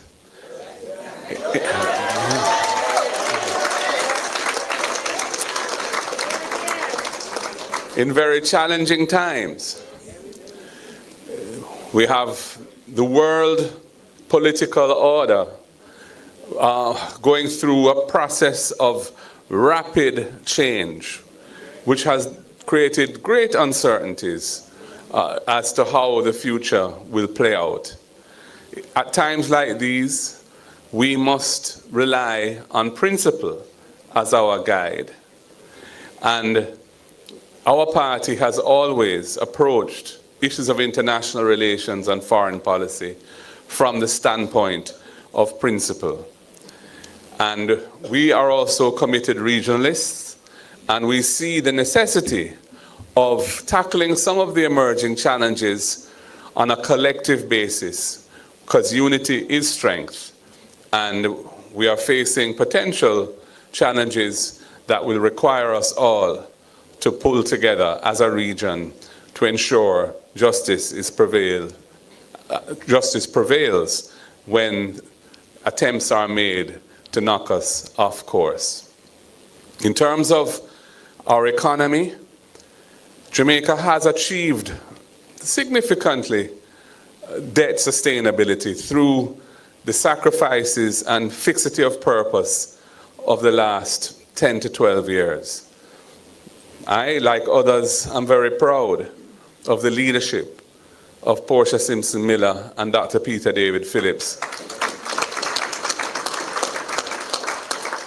who grasped that nettle when it was at its most challenging and deployed the political capital that existed at the time to ensure that we navigated very challenging reforms and high primary surpluses, which meant there wasn't a lot of money around to do other things, and stood by it because the future of our country depended on it. And this government inherited a situation where the heavy lifting had largely been done. The debt to GDP ratio had been brought down from the dizzy heights of over 140% to 115% in just 4 years through a combination of tight fiscal management and creative debt dynamic reorganization. In particular, the deal with the Venezuelan government when we bought back the Petrocarib debt at less than 50 cents in the dollar. Having got the debt to GDP ratio down now to the high 60s, with the target ultimately in law of 60%, we realize that the future requires a different approach. Because even though our debt is no longer the heavy burden that it was, we are, as a nation, in a stagnant economy that is characterized by low GDP per capita levels, way below our peers. So the national wealth is much lower than it should be. We have low unemployment on the official statistics, but vast swathes of our workforce are unskilled and are employed in low-tech and low-wage jobs, where we have the second highest level of brain drain in the world, and where our balance of payments is absolutely dependent on the generosity of the diaspora in supporting Jamaican families through remittances. We have to completely re-engineer our growth model, starting with energy, which is really the key element to a more productive economy. And I'm glad that I have with me Comrade Philip Paulwell, who is a man who always sees the big picture and the opportunities to deliver transformational change in his portfolio. Food security is going to be critical in the era that we're in and what is coming at us. The recent reports of the FAO indicate that 55% of Jamaicans are facing moderate to severe food insecurity, meaning that they are unable to have a balanced and nutritious diet, and many of them are underfed. We have to deal with that situation. And Jamaica is blessed with tremendous potential to produce food which is in demand here and abroad. And we need to focus on our agriculture and agro-industry and ensure the necessary inputs and support for our farmers are put in place so that we can achieve a much higher level of food security for our people.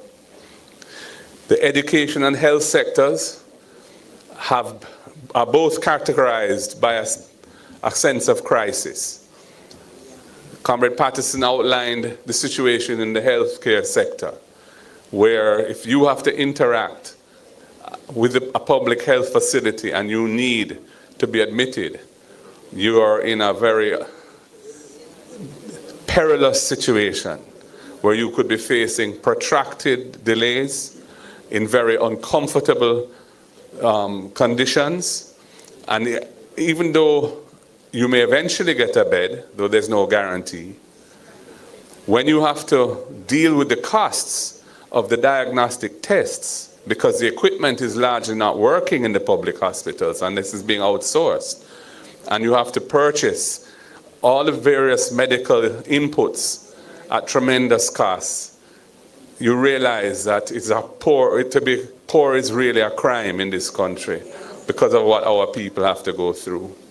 In education, we are a mixed bag. We have centers of excellence, institutions of excellence that are performing at levels comparable with anywhere else in the world. And yet we also have significant deposits of underachievement and underperformance, which are shown in the statistics that over 30% of the children leaving primary school and entering secondary school in Jamaica cannot read and write, cannot do basic arithmetic, and lack the facility for critical thinking. That is a recipe for national disaster, because those children enter secondary school without the basics, which the curriculum at secondary school level assumes that they have. There are no proper arrangements put in place to remediate that situation, and many of them end up leaving school with nothing to show for it, and their prospects in a highly competitive world are dim. And of course, we know the avenues that many of them feel compelled to pursue, and that is what is feeding our problems of high levels of violent crime. We have to have a strong policy to remediate this situation in the early childhood and primary sectors. We have to deal with the realities in the secondary system. For those who are in it and are not at the levels that they need to be, we can bring them back up. And we have to deal with the financing of tertiary education in a way that makes education accessible to our people who need it most, especially those from low-income families. Ladies and gentlemen, I'm not going to be making a big policy speech, but I just wanted to highlight the fact that we are in a new era, and an era which requires new solutions and new approaches. But we're up to the task, and we'll be doing it with clean hands and a clean heart, governing the country with integrity, and restoring trust and confidence in the political leadership of the country. A situation which is at the lowest ebb it has ever been, with a Prime Minister who has been under investigation by the Integrity Commission, can't have his integrity declaration certified, is suing the Integrity Commission, seeking to strike down Jamaica's anti-corruption laws, and there are 8 parliamentarians who are known to be under investigation for illicit enrichment and sitting in the parliament. And of course, in any decent democracy, they would disclose that so that electors know who they are and whether they're seeking re-election. So this is a time when we will have to take these issues extremely seriously and ensure that we build back the trust and confidence in the democratic processes of Jamaica, because those processes are under threat, not only here, but across the world. And it is only through doing the right thing and using the power reposed in us to uplift our people and to use the resources that are available to us exclusive for the benefit of the people, that we will ensure that democracy survives and the freedoms that we enjoy will be prolonged into the future. Ladies and gentlemen, I have one main task tonight, and that is to introduce to you, we are in Region 3, and I wish to introduce to you all of our candidates who are going to run, other than those who are already members of Parliament. So I'm going to just need to borrow my phone though.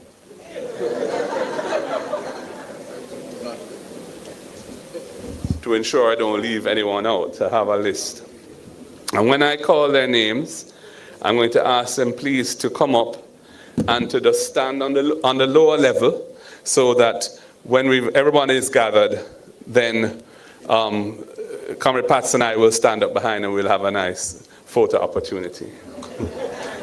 So I'm going to, and I'm not taking this in any particular order, I'm taking the order that was given to me.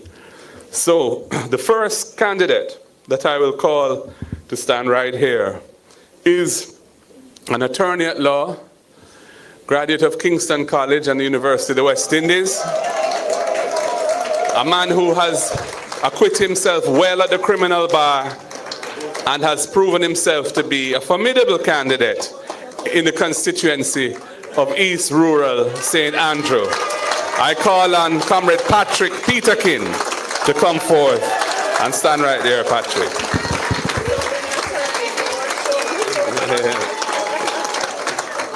The next person, the next comrade I will call is the daughter of one of the great stalwarts of our movement. She has had a career which has spanned various sectors, but has been particularly involved in financial services.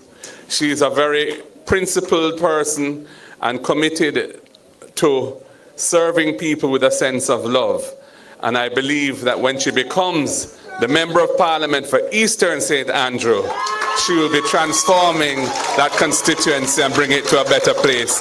I bring to you Comrade Patricia Duncan Sutherland.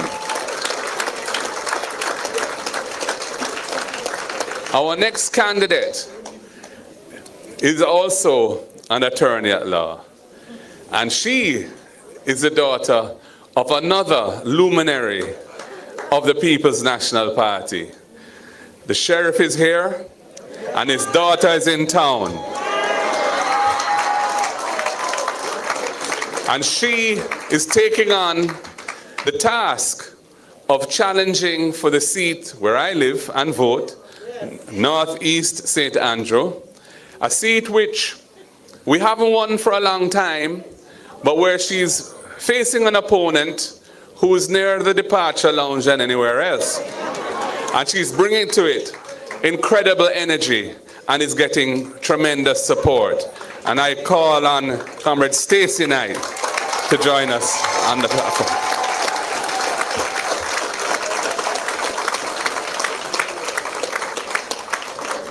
The next candidate is also an attorney at law. He recently established his own firm, having previously worked in the public sector. He is also our deputy spokesperson for foreign affairs and foreign and regional affairs, and has acquitted himself well in that area.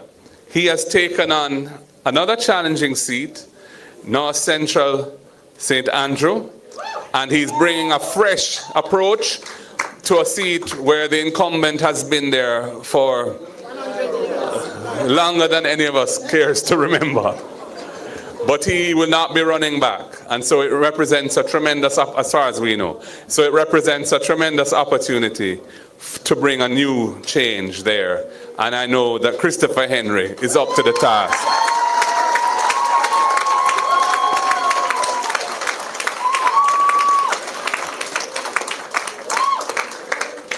Our next candidate is not an attorney at law.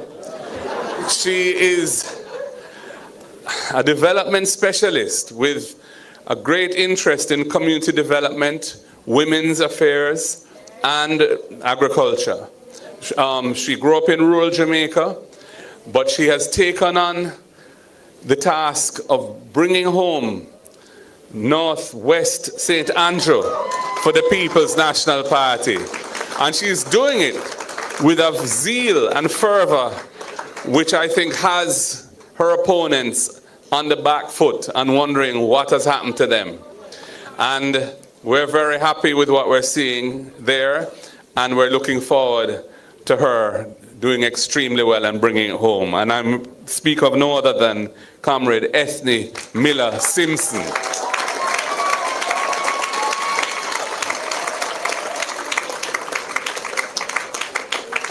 Our next candidate is none other than the regional chairman.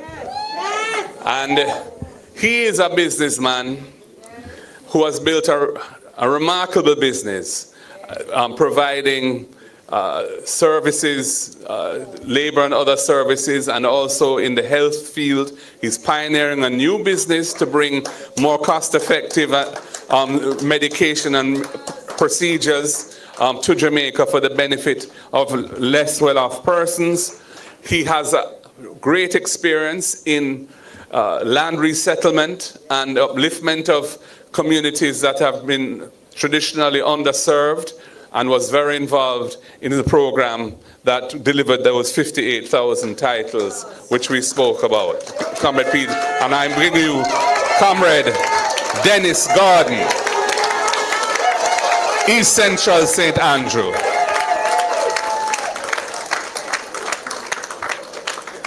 The next candidate is a man who served and protected for many, many years and built a reputation as a fair and fearless crime fighter.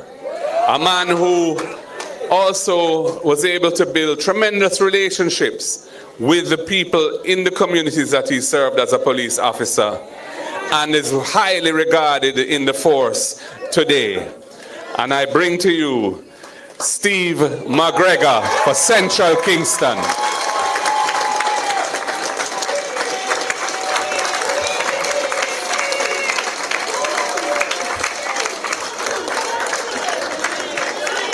And last, but by no means least, Two more? Okay. Yes, I have two more. Thank you. I now bring to you a powerhouse, a dynamo, an organizational genius who has the capacity to work at levels that put the rest of us, I wouldn't say to shame, but definitely in a different class. She has proved herself since joining our party as somebody who can deliver turnaround in fortunes, and played a major role in the 7 Love whipping that we gave the Labour Party in the local government elections in Hanover. She has gone into West Rural St. Andrew, where she has an opponent who we would all like to see get us a good beating in the next elections. I bring to you Comrade Joan Gordon Webley.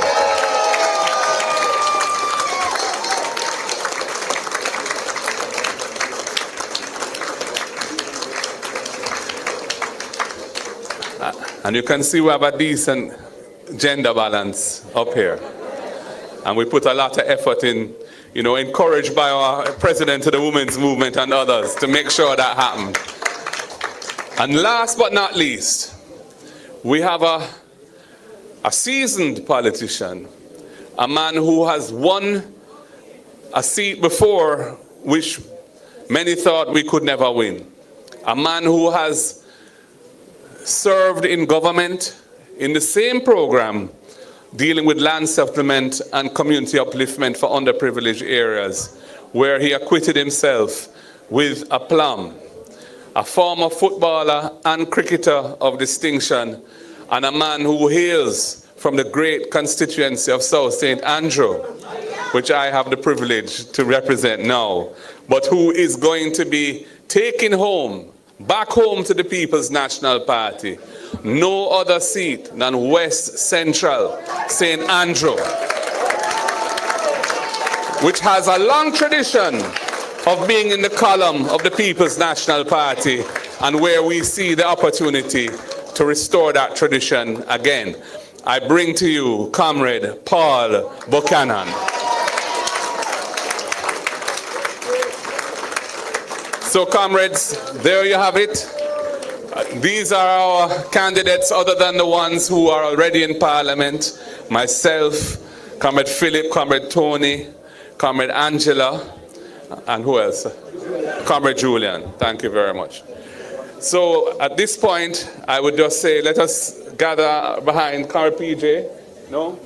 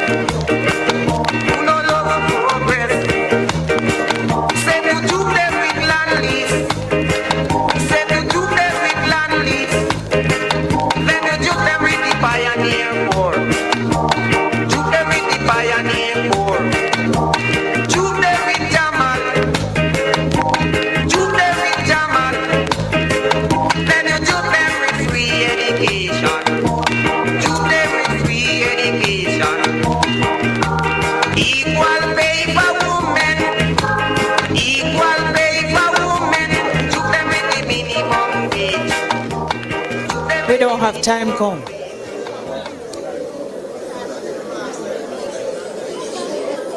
Time come.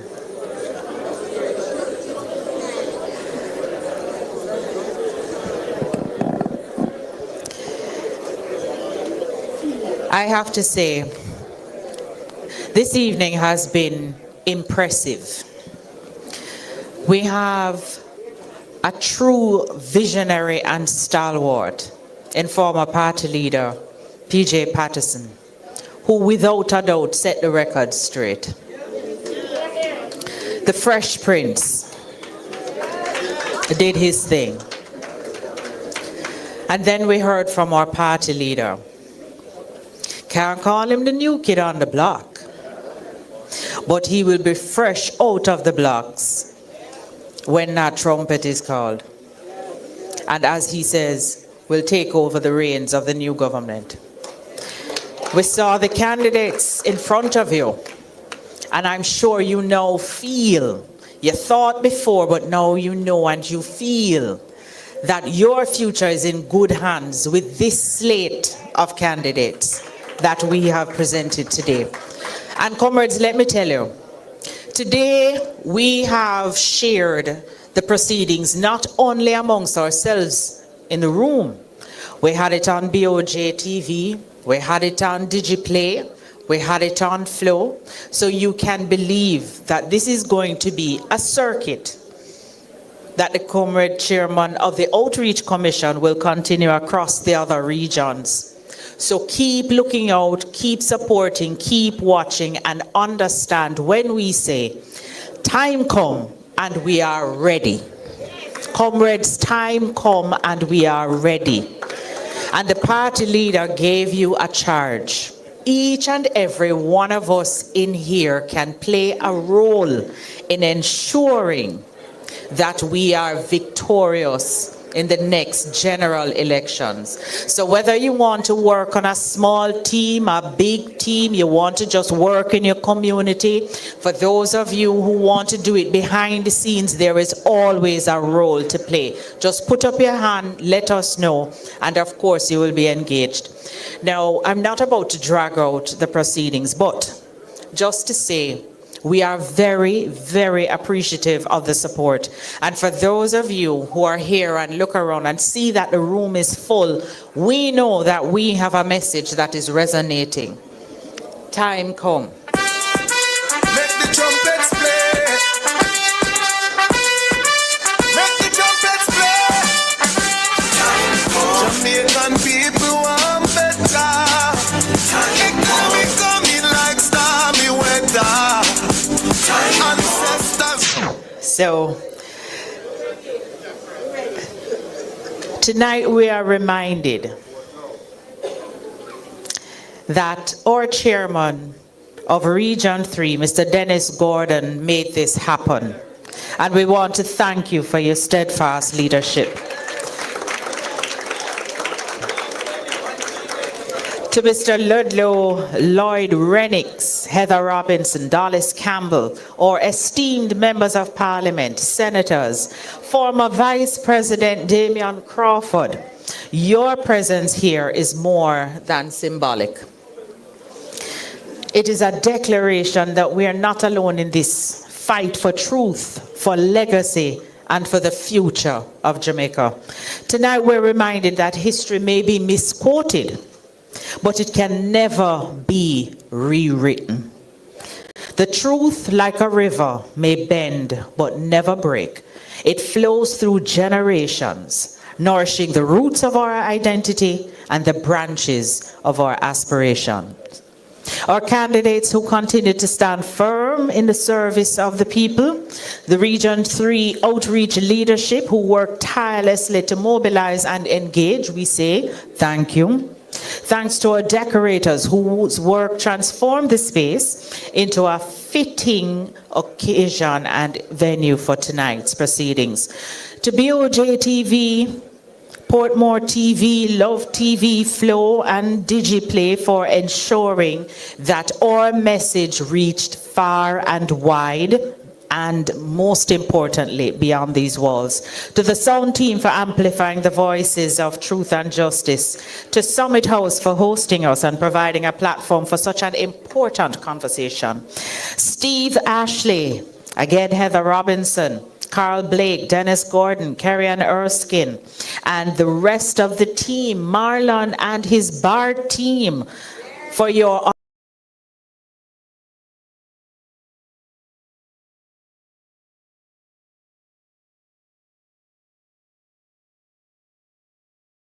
we have lost that feed. I want to say thanks to all of you who has been on. Thank you so much for coming on the program. Thank you so much for watching. What a remarkable speech given by the former Prime Minister of this country, PJ Patterson. And Mr. Patterson came out and said, Bolt money was stolen. My God. My God. My God. Our nation is in crisis. Whether we want to believe it, yes or no, I want you all to join on Tuesday. On Tuesday, join Mystic Sensation when they'll be given an in-depth look on SSL. An in-depth look on SSL. And you will be surprised what they have found. You will be surprised. But as what the former Prime Minister said, this is a national disgrace.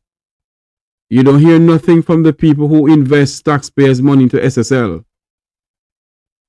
And the truth must come out. The truth have to come out. And I hope when the truth come out, some heads will be rolling. And somebody, apart from Jean and Panton, there's absolutely no way Miss Panton alone is involved in this.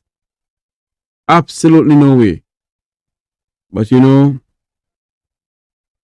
All we have to do in this country of ours is really stand up and speak out. And ask God in His tender mercies to guide us and protect us.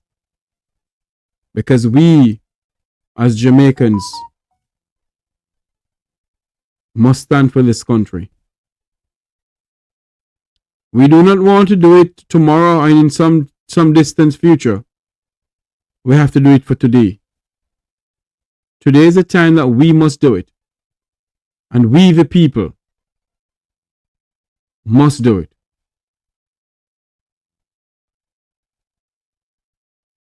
We, the people.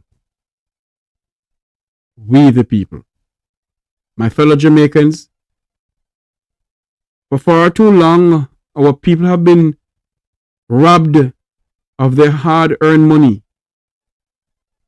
You have cash plus, you have holdings, you have so many Ponzi schemes in this country has robbed poor people of their livelihood, have robbed poor people of the hard-earned money. Pensioners' money has gone down in this country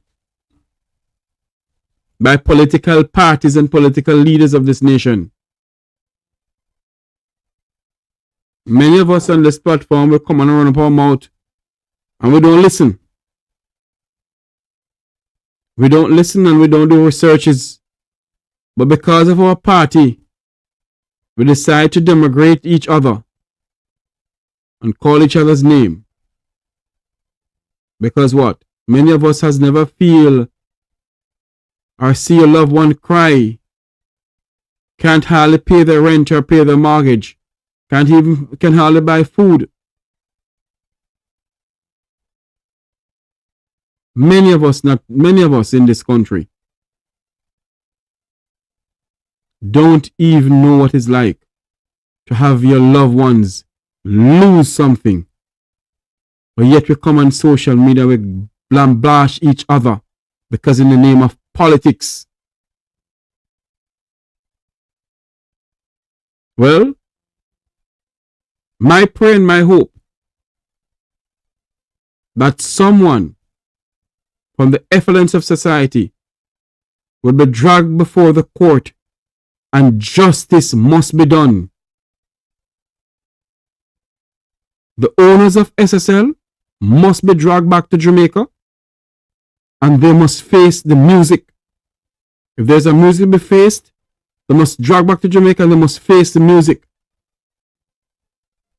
In which modern democracy can you hear of a financial institution went under and the owners for the financial institution are free like a bird in the sky? No one. Forget about Gene and Panton. No one else was charged. And no one else was investigated by the police.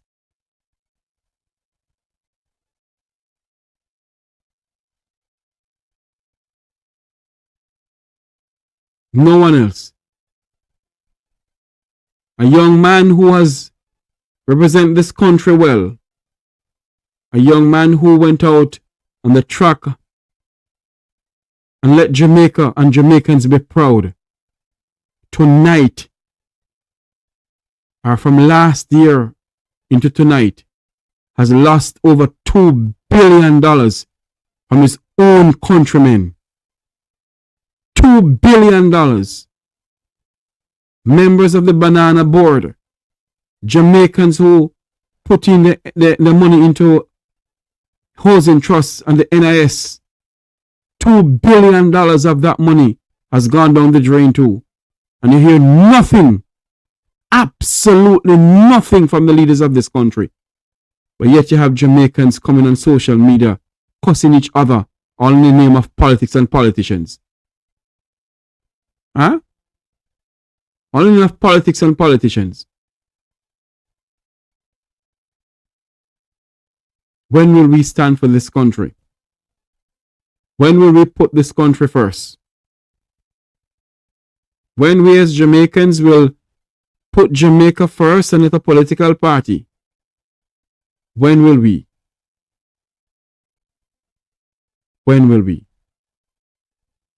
I pray and I hope tonight that the God in his tender mercy will have mercy upon this country of ours, and I pray that God will let justice be done, that God will expose those who are involved, those people who are involved in stifling off, in robbing that pensioner, in robbing NHT money, in robbing NIS money, in robbing Hussein Bolt money. I pray to Almighty God that justice will be done. That's my prayer for tonight.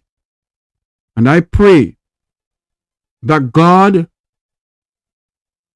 will make those who are involved wear that silver bundle. Until you hear my voice again, may God bless you. May God bless Jamaica, land we love. Have a great night, everybody. Remember to like, share, and subscribe.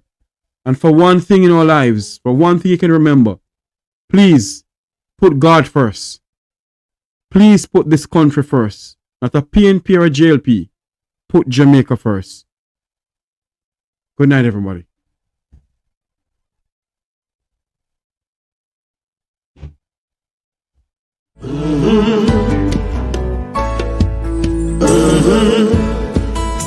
When the game gets rough and this life just seems so tough, make we talk, my people, make we talk.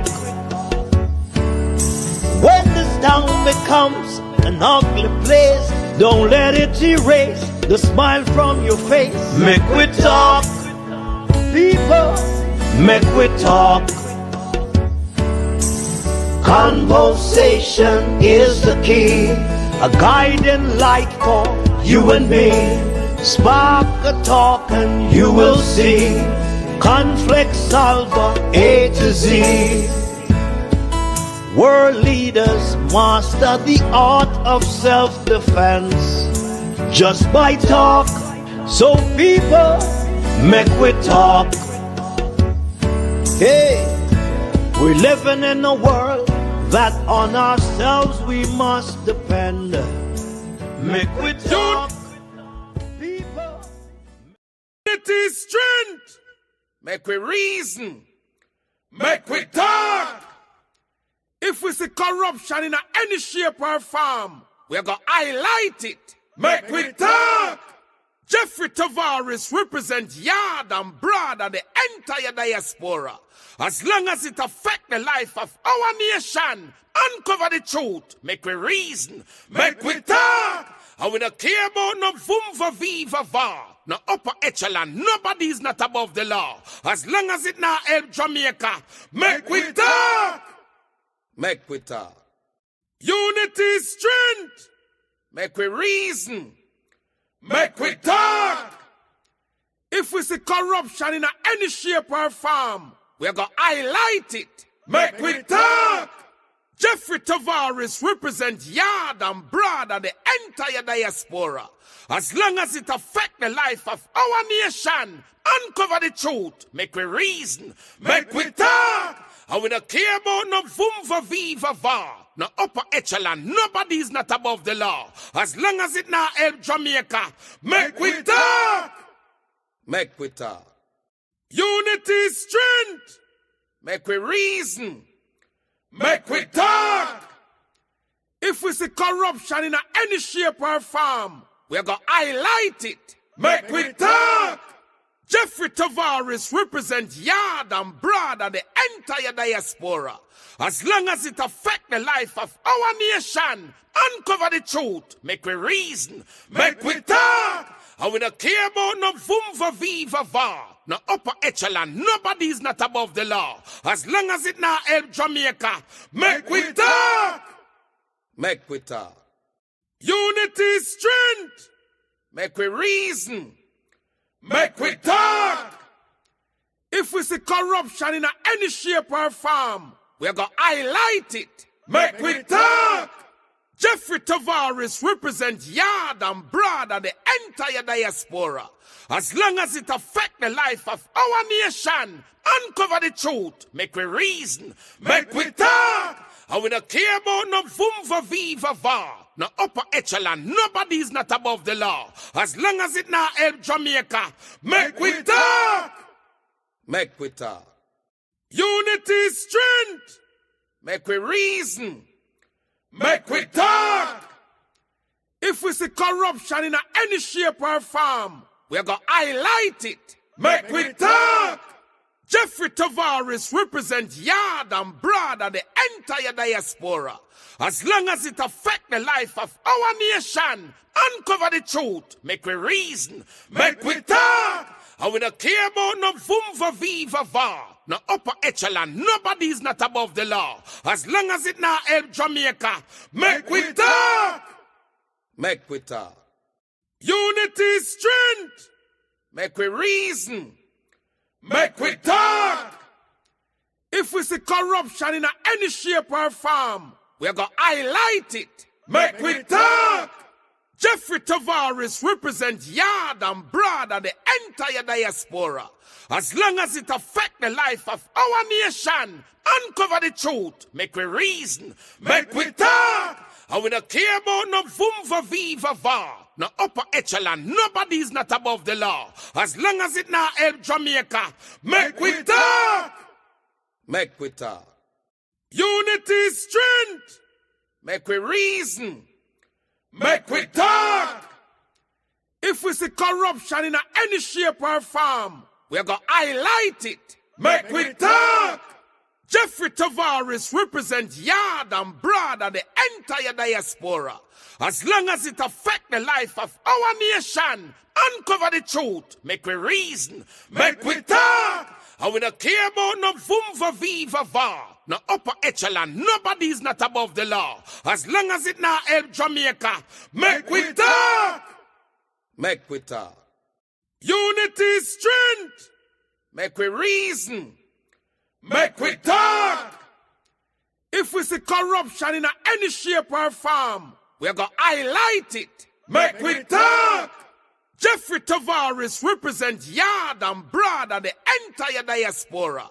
As long as it affect the life of our nation, uncover the truth, make we reason, make we talk. And we don't care about no vumva viva va, no upper echelon, nobody is not above the law. As long as it now help Jamaica, make we talk. Make we talk. Unity is strength. Make we reason. Make we talk. If we see corruption in any shape or form, we're going to highlight it. Make we talk. Jeffrey Tavares represent yard and broad and the entire diaspora. As long as it affect the life of our nation, uncover the truth, make we reason, make we talk. And we don't care about no vumva viva va, no upper echelon, nobody is not above the law. As long as it now help Jamaica, make we talk. Make we talk.